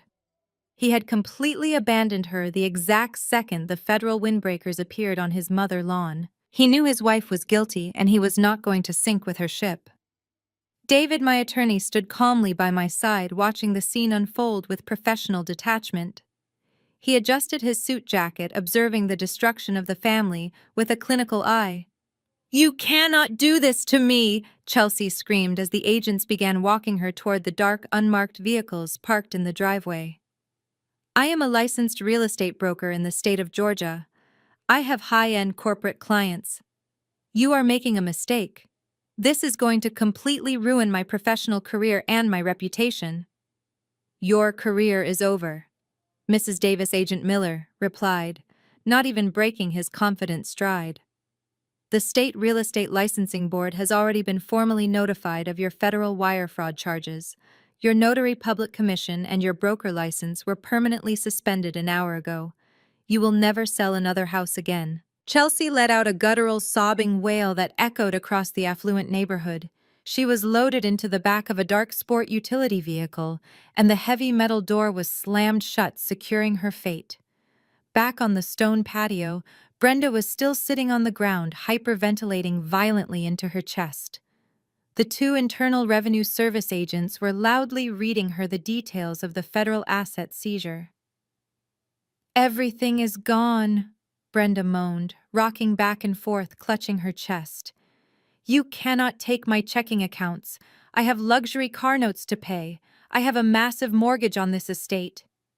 Ma'am, your domestic checking and savings accounts have been frozen by federal order." The female IRS agent stated, her voice strictly business and devoid of any empathy. "Your credit cards have been canceled and your offshore accounts in the Cayman Islands are currently being seized by international banking authorities. Furthermore, this entire property is now considered an active crime scene, as we execute a search warrant for financial documents related to your fraudulent tax-exempt charity." At the mention of the fraudulent charity, the head pastor stepped forward from the crowd, his face a mask of absolute panic. The other church elders began scattering like roaches, running toward the exits to avoid being associated with the raid. "Excuse me, federal agent," the pastor said, holding his hands up defensively. "Our church congregation had absolutely no knowledge of Brenda Davis conducting illicit activities. We are a holy house of worship. We are completely innocent in this terrible matter." The female agent turned to the pastor and handed him a sealed white legal envelope. "We will determine that during the forensic audit, sir," she said smoothly. "This is a federal subpoena for all of your church financial records spanning the last 5 years. We will be sending an investigative accounting team to your administrative offices tomorrow morning at 8 sharp. I highly suggest you cooperate fully, or you will be facing obstruction charges." The pastor looked at the envelope as if it were a venomous snake. He turned his furious gaze down toward Brenda, who was weeping pitifully on the ground. "You have brought the devil into our sanctuary, Brenda." The pastor yelled, his voice shaking with unholy anger. "You are officially stripped of your title as treasurer, and you are permanently banished from our congregation." The murmurs of the remaining crowd turned into loud gasps and angry whispers. The people who had praised Brenda for years were now looking at her with pure disgust. The carefully constructed facade of her perfect elite family was completely shattered in front of her peers. She had absolutely nothing left. No stolen money, no fake social status, and no church community to manipulate. Agents began walking out of the massive house carrying heavy cardboard boxes filled with Brenda personal files, bank statements, and computer hard drives. The government raid was methodical, fast, and absolute. I looked at David and gave a small nod. Our work here was completely finished. We turned around and began walking back across the pristine lawn toward the side gate, leaving the wreckage behind. Kiara Brenda screamed, her voice tearing through the humid air. I stopped and looked back over my shoulder. Brenda was struggling against the agents, her face red and streaked with mascara. "You did this to us," she yelled aggressively. "You ruined my perfect family. Marcus is going to destroy you when he gets home from Milan. He is going to take those twin babies away from you and leave you on the street." I walked back toward her, stopping just a few feet away from where she sat in heavy steel handcuffs. "Marcus is not going to do anything, Brenda," I said, my voice dangerously calm and quiet. "Your son is currently a fugitive, wanted for $500,000 in corporate embezzlement. His luxury credit cards are funded by the very accounts the federal government just froze. By tonight, he will not even be able to buy a bottle of water in Europe. And when he finally manages to crawl back to America, he will be stepping right into a federal prison cell right next to you in Chelsea." Brenda's eyes rolled back into her head, and she slumped forward against the stone patio, completely fainting from the sheer shock of the truth. I turned my back on the chaos and walked out of the heavy iron gates. The afternoon sun felt incredibly warm and liberating on my skin. The domestic cleanup was complete. Now it was time for the international fallout to begin. 6,000 miles away in Milan, Italy, Marcus was oblivious that his entire criminal empire had just been reduced to ashes. He was standing inside an exclusive designer boutique on the Via Monte Napoleone, enjoying the crisp air conditioning and complimentary champagne. Chloe stood in front of a mirror wearing a diamond tennis necklace that cost more than a luxury car. She turned to him, pouting her lips perfectly, and asked if she could keep it. Marcus smiled arrogantly and pulled out his black corporate credit card, handing it to the sales associate with a grand, sweeping gesture. The sales associate bowed slightly and carried the heavy metal card over to the register. Marcus took a slow sip of champagne, watching Chloe admire herself in the mirror. A moment later, the associate returned looking extremely uncomfortable. His professional smile was gone, replaced by a look of polite concern. "I am terribly sorry, sir," the associate said, keeping his voice low to avoid embarrassing Marcus. "But this card has been declined by the issuing institution." Marcus frowned, annoyed by the inconvenience. He assumed it was just a standard fraud alert triggered by an international purchase. "Run it again," he ordered, waving his hand dismissively. "Sometimes the chip reader malfunctions." The associate nodded and tried the transaction a second time. The machine beeped loudly, displaying the exact same red error message. "I apologize, sir, but it is completely declined," the associate confirmed, pushing the card back across the glass counter. "Do you perhaps have another form of payment we could use?" Marcus snatched the black card off the counter, his face flushing red with embarrassment. Chloe had stopped admiring the necklace and was now staring at him with a confused and slightly irritated expression. Marcus quickly opened his designer wallet and pulled out his personal platinum credit card, the one tied directly to the joint accounts he shared with his mother. He handed it over confidently. The associate ran the second card. A loud, sharp beep echoed through the quiet boutique. "Declined." The associate said, his tone growing slightly colder. "Sir, I must ask if you have cash or a functioning card, otherwise we will need to return the necklace to the display case immediately." Marcus felt a cold sweat break out on the back of his neck. This was impossible. He had hundreds of thousands of dollars in those accounts. He grabbed his cards and marched out of the boutique, dragging a disappointed Chloe behind him onto the busy Italian street. He pulled his phone from his pocket and immediately opened his banking application. A giant red banner covered the screen stating his accounts were locked due to suspected fraudulent activity and pending federal investigation. His heart began to hammer violently against his ribs. He refused to believe he had been caught. His narcissism immediately looked for a different scapegoat. He decided it was Kiara. He assumed she had failed to pay the credit card bills he left behind, or that she had maliciously called the bank to report his cards stolen out of spite. He opened his messaging application and began typing furiously. "What the hell did you do to my cards?" He texted, his thumbs hitting the screen so hard he almost cracked the glass. "I am standing in a store in Milan and everything is declined. Did you forget to pay the bills I told you to pay? Call the bank right now and fix this, Kiara. This is incredibly embarrassing. Do your job as a wife and get this sorted out immediately." Back in Atlanta, I was sitting on the plush velvet sofa in my new secure penthouse, holding Mia against my chest while she drank her afternoon bottle. My phone buzzed on the coffee table. I reached over and tapped the screen, reading the aggressive messages from Marcus. A wide, genuine smile spread across my face. I could vividly picture him standing on a street in Italy, panicking as his stolen financial foundation crumbled beneath his expensive leather shoes. My phone buzzed again. "Are you ignoring me?" he texted. "Answer me right now, Kiara. I swear to God, when I get back home, I am going to make you regret this." I did not reply.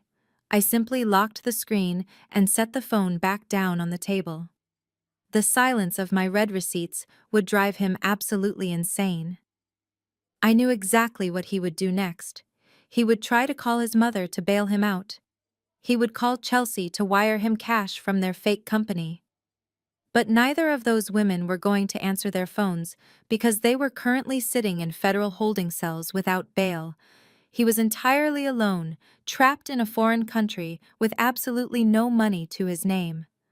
The reality of his isolation was the sweetest justice I could have ever engineered. I picked up Mia and rested her against my shoulder, looking out through the floor-to-ceiling windows of my new living room. The penthouse was located on the 40th floor of a highly secure luxury building overlooking the Atlanta skyline. I had intentionally chosen this location for its strict security protocols. The building required biometric scanning just to enter the lobby. There was a 24-hour armed concierge service, and my unit could only be accessed via a private elevator that required a coded keycard. If Marcus somehow managed to drag himself back to the United States and discover my location, he would never even make it past the front desk. I had spent the last 48 hours transforming this massive open-concept space into a perfect sanctuary for my children. The nursery was painted a calming sage green, completely different from the sterile white room Marcus had demanded in our old house. I hired a professional nanny named Maria, a warm and experienced woman who took over the night shifts so I could finally catch up on my sleep.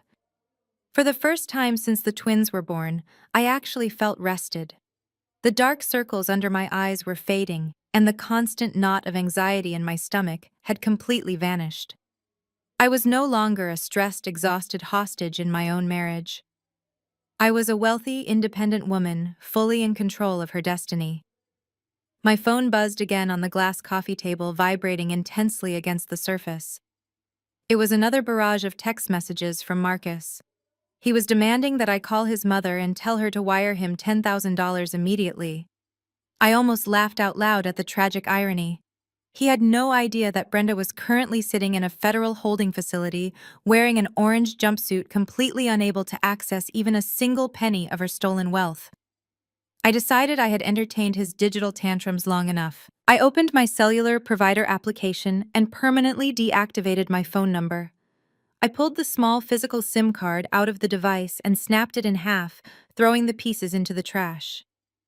I had already purchased a new encrypted phone for my attorney and the nanny to use. Marcus was now completely cut off. The next morning, I sat at my new marble kitchen island, drinking a hot cappuccino and reviewing my investment portfolio. The cash from the house sale was earning a substantial daily interest rate. I opened my laptop and checked my anonymous corporate email account. The message I had sent to the external auditors at Marcus' software firm had triggered a massive internal shockwave. A trusted former colleague from my corporate auditing days confidentially informed me that federal agents had raided the software company headquarters first thing Monday morning. They seized his corporate hard drives and formally interviewed the chief financial officer. By Tuesday afternoon, the company issued a widespread internal memo announcing the immediate termination of Marcus Davis and Chloe Jenkins, citing severe violations of corporate ethics and ongoing federal criminal investigations. His prestigious career, the vice president title he had constantly used to belittle me, was officially reduced to ashes. The corporate legal team was already drafting a civil lawsuit to recover the embezzled $500,000. I closed the laptop and took a deep breath. Everything was executing with absolute flawless precision. The federal government was handling the criminal prosecution. The corporation was handling the civil litigation. All I had to do was sit back in my luxurious fortress and watch the final act play out. The week passed quickly in a peaceful haze of baby giggles, warm bottles, and quiet evenings overlooking the glowing city lights. As Friday approached, my thoughts turned back to the old colonial house. Victor, the ruthless real estate investor, had officially taken legal possession of the property on Monday. I knew exactly what his demolition crews were doing to the place. They were gutting the custom kitchen Marcus loved so much and tearing down the walls. I looked at the calendar. It had been exactly 4 weeks since Marcus walked out the front door complaining about the noise of his own children. His month of freedom was officially over. He was out of money, out of options, and forced to find a way home. While Marcus was scrambling to find a way across the Atlantic Ocean, my former neighborhood was experiencing a massive disruption. Victor was a man of his word, and his demolition crew had descended upon the colonial house like a swarm of locusts. I drove past the property on Wednesday afternoon just to observe the progress from a safe distance. The site was absolutely magnificent. A massive industrial dumpster sat right in the middle of the pristine driveway. The custom oak front door had been completely ripped off its hinges and replaced with a cheap sheet of plywood secured by a heavy steel padlock. The manicured lawn Brenda used to obsess over was now destroyed by the heavy tread of construction vehicles and muddy work boots. The crew had already gutted the interior walls, transforming the once elegant family home into a hollowed-out wooden skeleton. The luxurious master bathroom Marcus had bragged about to all his corporate friends was nothing more than a pile of shattered porcelain and twisted copper pipes resting at the bottom of the dumpster. The house no longer existed as a home. It was simply an active construction site, legally owned by a ruthless corporate entity that cared absolutely nothing about Marcus Davis or his fabricated life. But the demolition of his physical environment was only one part of his total financial ruin. Later that same afternoon, I received a phone call from the security guard who patrolled my former neighborhood. Since my name was still listed as a primary point of contact on the community registry, he was calling to inform me about a loud disturbance at the address. 2 large men driving a heavy-duty tow truck had just pulled up to the curb. They were not there for the construction debris. They were there for the silver Porsche Panamera parked in the street. Marcus loved that car more than he loved his own family.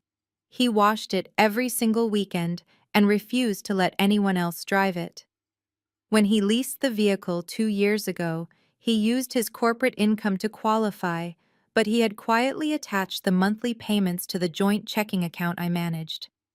When the federal agents froze his assets and I emptied the remaining legitimate funds into my private accounts, the car payment naturally bounced.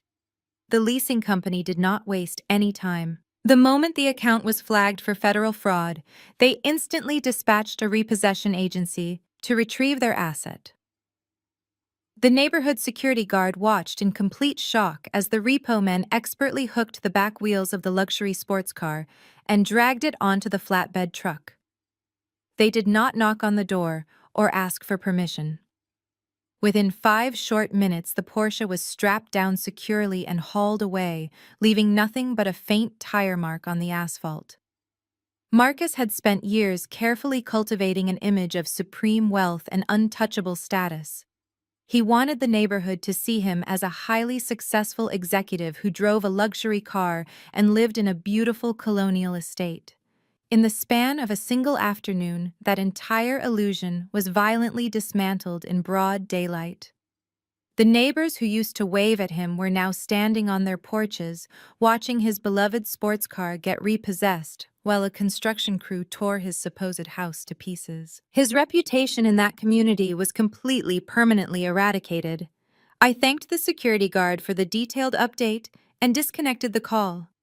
I was sitting on the plush carpet of my penthouse nursery, watching the twins practice crawling.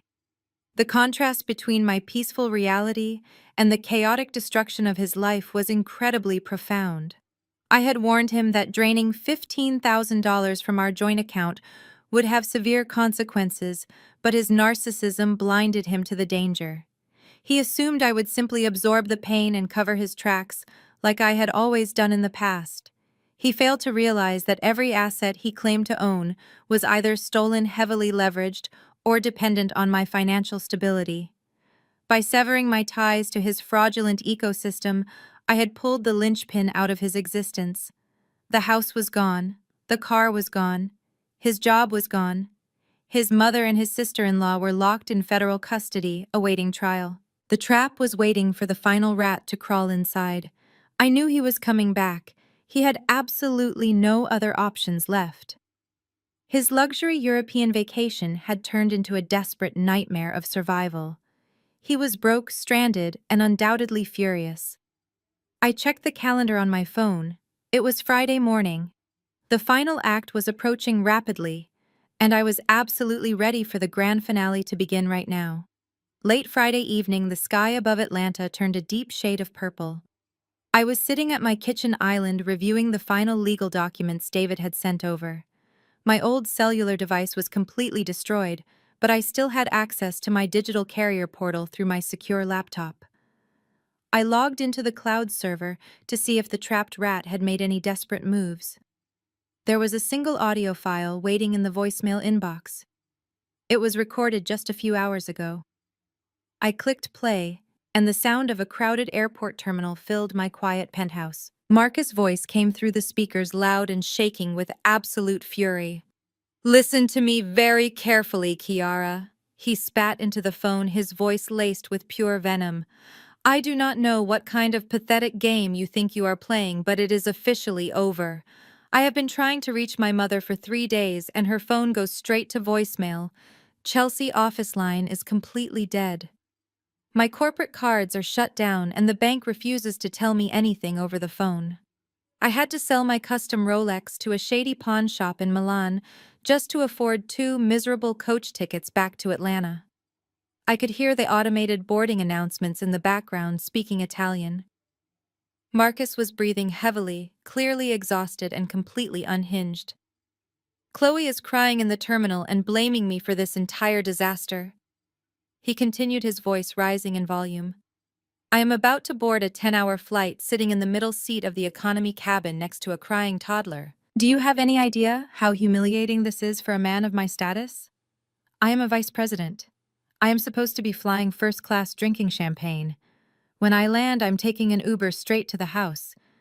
You better have my Porsche parked in the driveway, and you better have a damn good explanation for why you messed with my bank accounts." He paused for a second to catch his breath. The sheer entitlement in his voice was staggering. "If you changed the locks, I am kicking the front door down," he threatened aggressively. "That is my house. I make the rules. I am the man of the family. You are going to pack your bags, and you are going to leave the twins with me. You are completely, entirely finished, Kiara. I am going to call my lawyers the second I land, and I am going to take everything you have. You are going to be on the street with absolutely nothing. Be ready." The voicemail ended with a sharp click. The audio file stopped playing, and the penthouse returned to a peaceful silence. I sat there staring at the digital file on my screen.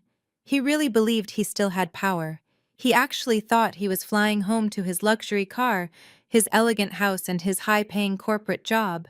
He had absolutely no idea that he was a wanted fugitive boarding a flight that would land him directly in the center of a federal nightmare. He had sold his expensive watch just to fly home to his own destruction. It was the ultimate poetic justice. I opened a new text message application I had installed on my secure laptop. I entered his phone number. He was probably sitting on the tarmac waiting for the plane to take off, desperately staring at his screen, hoping his threats had intimidated me into submission. He wanted me to be afraid. He wanted me to beg for forgiveness before he even touched down on American soil. I did not write a long paragraph explaining the federal indictments. I did not mention the repossession of his precious sports car or the absolute demolition of the colonial house. I did not tell him that his mother was sleeping on a concrete cot in a federal holding facility wearing a bright orange jumpsuit. I wanted him to discover every single piece of his ruined life all by himself. I wanted the shock to be complete and total. I typed a single word into the message box. Okay. I hit send. The delivery receipt illuminated on the screen, confirming the message had successfully reached his phone right before he lost cellular service over the Atlantic Ocean. That single word was all he needed to ruminate on for the next 10 hours. It was not a surrender. It was an invitation to walk directly into the trap. I closed the laptop and pushed my chair back from the island. The final pieces of the board were set.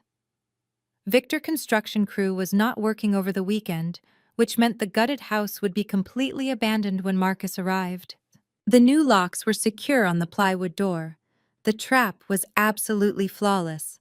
I poured myself a glass of expensive red wine and walked over to the floor-to-ceiling windows. I looked out at the glowing city lights. Tomorrow morning, Marcus Davis would land in Atlanta. And tomorrow morning, Marcus Davis would lose his mind. Saturday morning broke with a heavy, humid heat over the city of Atlanta. At the International Arrivals Terminal, Marcus Davis walked through the sliding glass doors, looking like a complete shadow of his former self. His custom linen suit was violently wrinkled and stained with coffee from sitting in a cramped middle seat for 10 agonizing hours. He had a dark shadow of stubble on his jaw, and his eyes were bloodshot with pure, unadulterated rage. Walking a few steps behind him was Chloe, dragging her heavy designer luggage and loudly complaining about her swollen ankles. Marcus ignored her. He was hyper-focused on getting to his house and unleashing hell on his wife.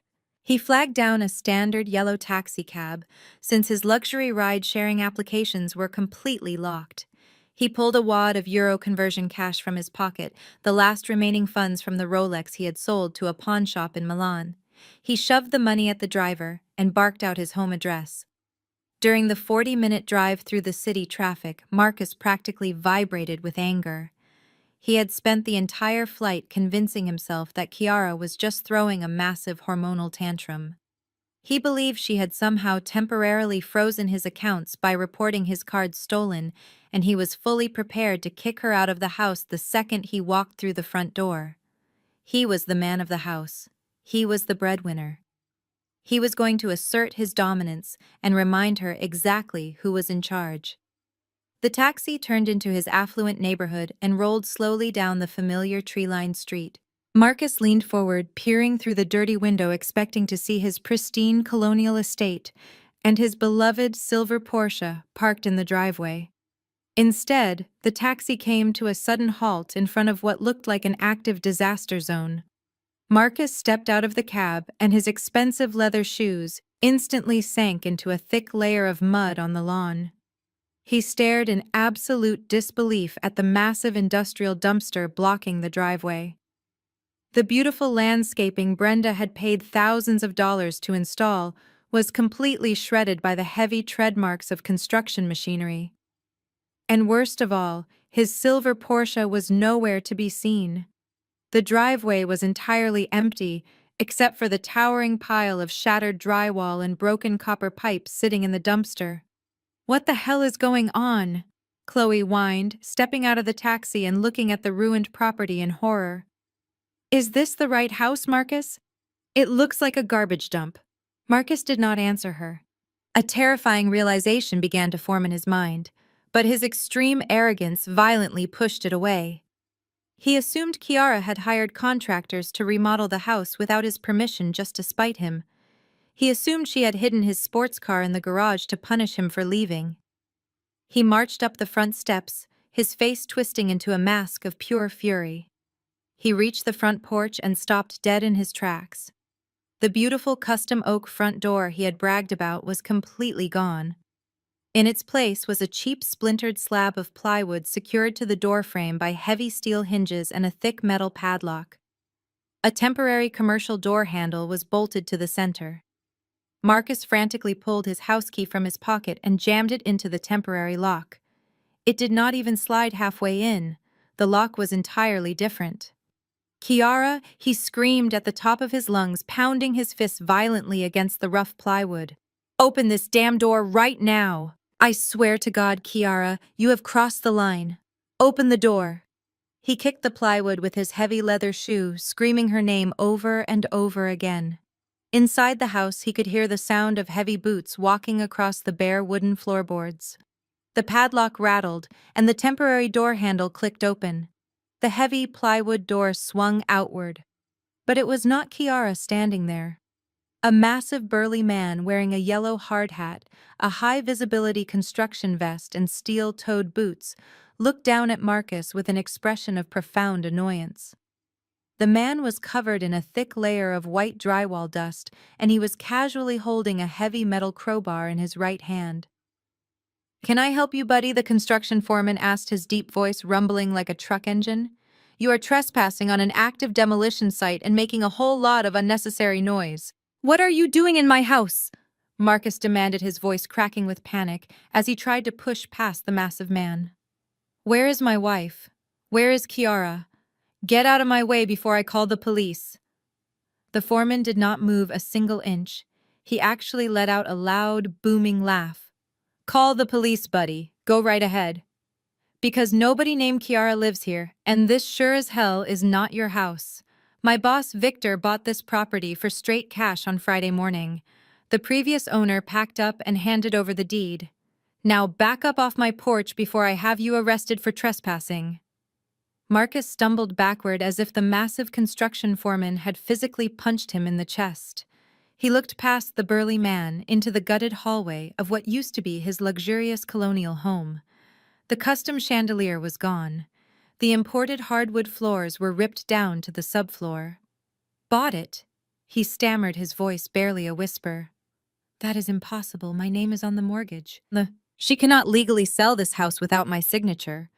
The foreman let out a loud snort, adjusting his heavy tool belt. "Look, buddy, I do not know what kind of scam you are trying to pull, but the title company cleared this deed on Thursday afternoon. The only name on the original property deed was Kiara Davis. My boss wired her the cash and she handed over the keys. If you have a problem with your wife, I suggest you take it up with her in divorce court. Now get off this property before I call the cops." The foreman slammed the heavy plywood door shut, locking the steel padlock from the inside. Marcus stood frozen on the porch, the humid Atlanta heat suddenly feeling like a suffocating blanket. Chloe grabbed his arm, her perfectly manicured nails digging into his ruined linen suit. "Marcus, what is he talking about?" she shrieked, her voice echoing down the quiet street. "You told me you owned this house. You told me you were a millionaire. Where are we supposed to sleep tonight?" "Shut up, Chloe!" Marcus snapped, his panic finally boiling over into raw, explosive anger. He ripped his arm away from her grasp and stumbled down the porch steps, his expensive shoes sinking deeper into the muddy lawn. He pulled his cell phone from his pocket, his hands shaking so violently he almost dropped it. He dialed my new secure number, the one I had just activated and emailed to his phone moments before he landed. To his absolute shock, the line did not go to voicemail. It rang twice and then connected. "What the hell did you do?" Kiara Marcus screamed into the receiver, not even waiting for me to say hello. He hit the speakerphone button, holding the device out so Chloe could hear every word. "I am standing outside the house and there is a construction crew tearing it apart. Some guy just told me you sold the property. Tell me this is a sick joke right now." A soft, genuine laugh floated through the phone speaker. It was not the sound of the exhausted, defeated woman he had left behind a month ago. It was the sound of a woman who had completely won. "It is not a joke, Marcus," I replied, my voice perfectly calm and crystal clear. "I sold the house to a corporate liquidator on Friday morning. I took a slight loss on the market value, but the immediate cash wire was absolutely worth it. The money is sitting safely in a private account under my name only. You cannot do that!" He roared, his face turning purple with rage. "That is my house. You stole my equity. I will sue you for every single penny. I will drag you through court until you have nothing left." I leaned back on the plush velvet sofa in my secure penthouse, taking a slow sip of my hot cappuccino. "You cannot sue me for selling an asset that I legally owned prior to our marriage, Marcus," I explained patiently. "But let us talk about that equity you mentioned. I am referring to the $200,000 home equity line of credit you took out a month ago. The one where you and your sister-in-law Chelsea forged my signature and stamped it with a fraudulent notary seal while I was in the hospital delivering your children." Marcus went completely rigid. The color drained from his face, leaving him looking like a ghost standing in the middle of a muddy driveway. Chloe gasped, covering her mouth with her hands. When a property is sold for cash, any secondary fraudulent debt tied to it does not transfer to the new buyer. I continued delivering the final financial blow. The debt defaults entirely to the individual who originated the fraudulent loan. That means you do not own a house anymore, Marcus. You just own a $200,000 debt to a federal bank. And since you used that stolen money to buy designer clothes and fund a European vacation for your mistress, you have absolutely no way to pay it back. He stared at the phone, completely paralyzed by the sheer magnitude of his ruin.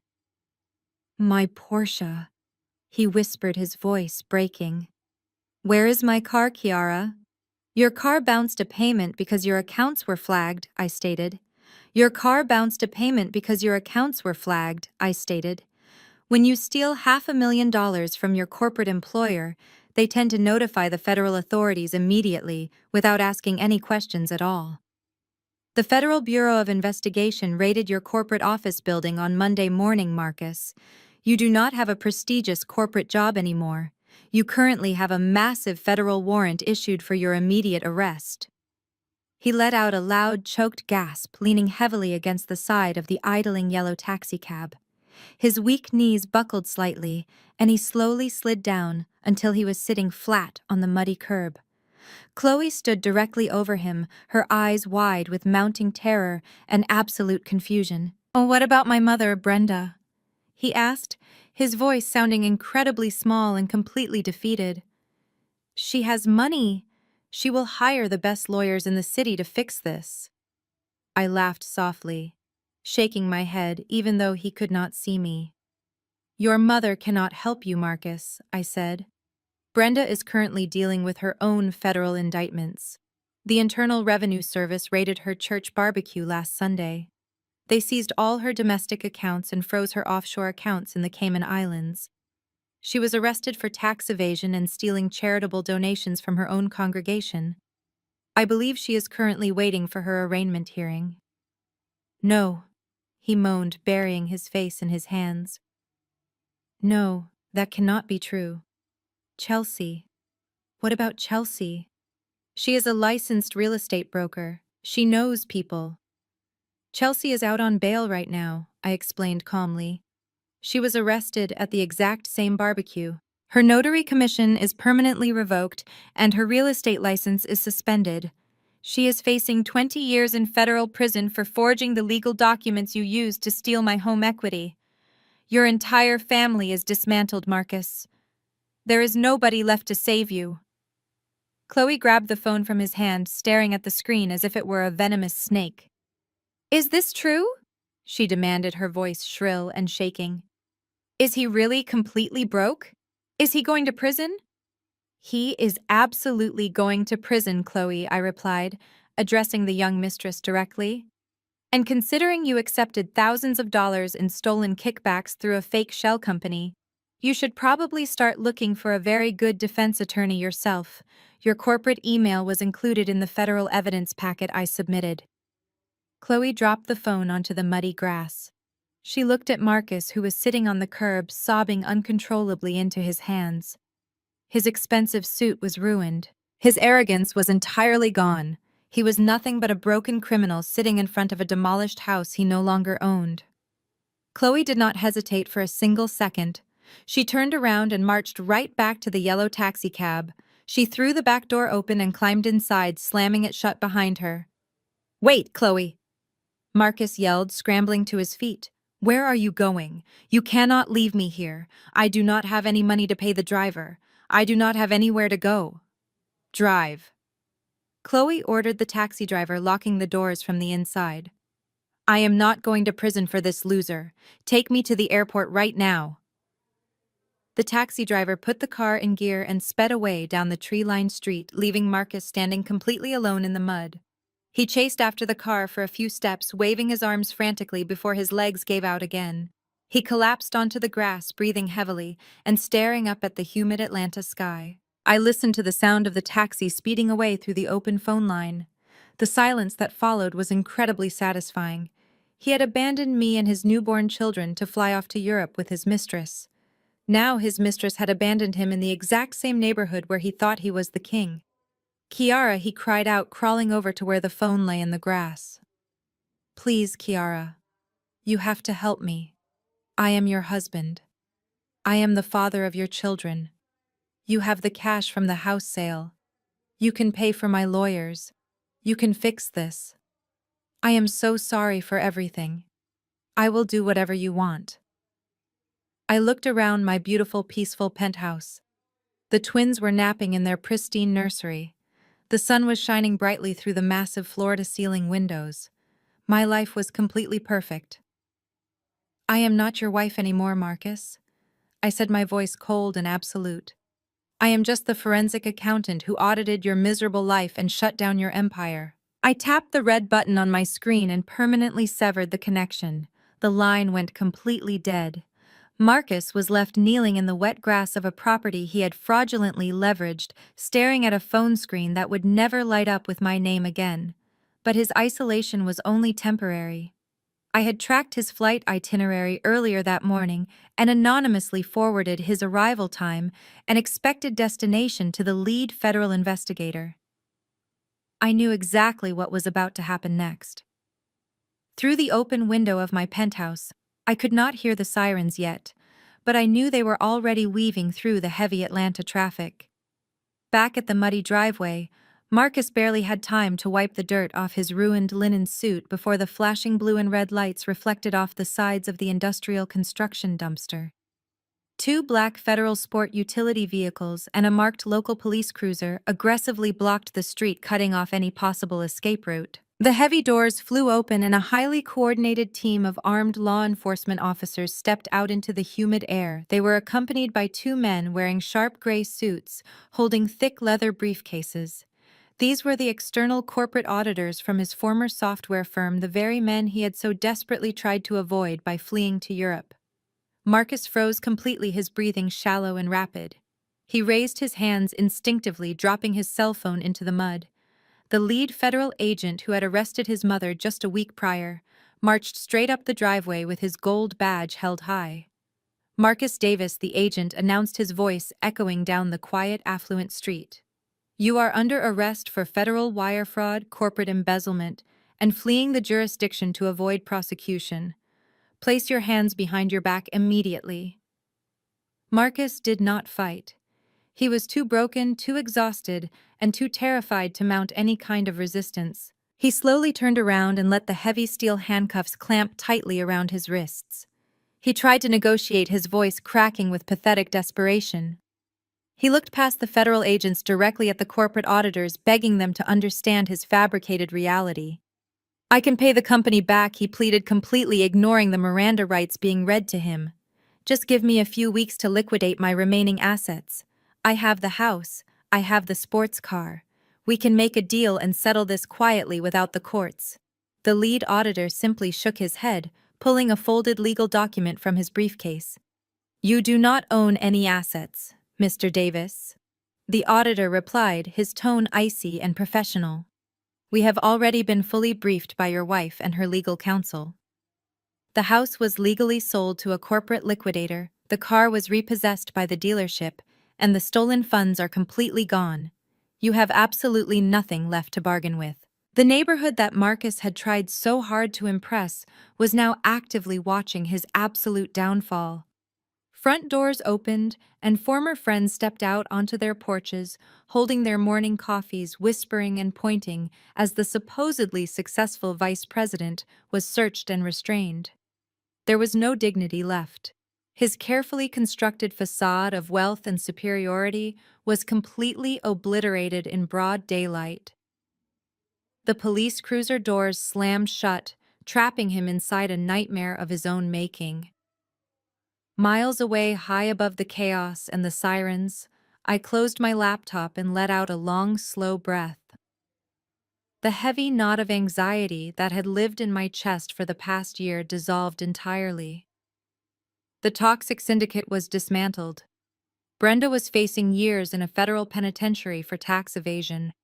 Chelsea was permanently stripped of her professional licenses and awaiting trial for forgery. Marcus was currently sitting in the back of a police car with absolutely no money, no assets, and no future. Justice was not just served, it was meticulously calculated and flawlessly executed. I stood up from the marble kitchen island and walked quietly into the nursery. Maria the nanny was gently rocking Mia while Leo slept peacefully in his crib. They were safe. They would never know the manipulation and the gaslighting that their father and his family had tried to normalize. They would grow up in a home filled with genuine love, massive financial security, and absolute peace. The late afternoon sun was beginning to lower, dipping toward the Atlanta skyline. I poured myself a fresh glass of sparkling water and stepped out onto the expansive private balcony. The warm breeze caught my hair as I looked out over the sprawling city.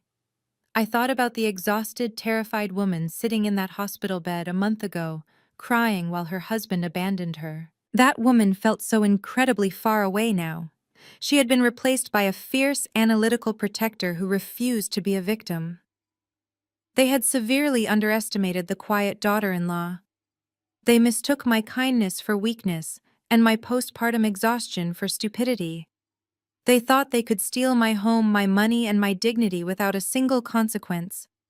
But money always leaves a trail, and I was the best auditor in the business. I took a sip of my water, watching the sky turn brilliant shades of orange and pink. The trap had snapped completely shut. I had my children, my wealth, and my freedom. It was the perfect end to their reign of terror, and the beautiful beginning of my ultimate victory. The story we just concluded is a thrilling ride of righteous vindication, but its most profound lesson is deeply grounded in reality. Never mistake kindness, silence, or temporary vulnerability for weakness. Marcus, Brenda, and Chelsea viewed Kiara's postpartum exhaustion not with empathy, but as an opportunity for exploitation. They relied on arrogant assumptions, believing that a quiet, overwhelmed new mother could be easily manipulated, gaslit, and financially drained. However, they entirely failed to recognize that the primal instinct to protect one's children does not diminish a person's intellect. It sharpens it to a razor's edge. In the real world, manipulators often target those they perceive as powerless or distracted. Yet true power rarely needs to announce itself loudly. Sometimes it quietly gathers receipts, encrypts hard drives, and methodically builds an impenetrable case. Kiara's journey teaches us that our professional skills, intellect, and intuition are invaluable assets that do not disappear during our most vulnerable seasons. She refused to internalize the toxic narrative her in-laws projected onto her. Instead, she leaned into her expertise as an auditor to dismantle their deceit piece by piece. This narrative serves as a stark reminder of the absolute necessity of financial independence and meticulous self-protection within relationships. When we maintain control over our own assets and refuse to turn a blind eye to red flags, we strip toxic individuals of their leverage. You do not have to be loud to be formidable. You just have to be prepared, strategic, and relentlessly protective of your own peace. Take inventory of your own financial and legal boundaries today to ensure no one can ever leverage your livelihood against you.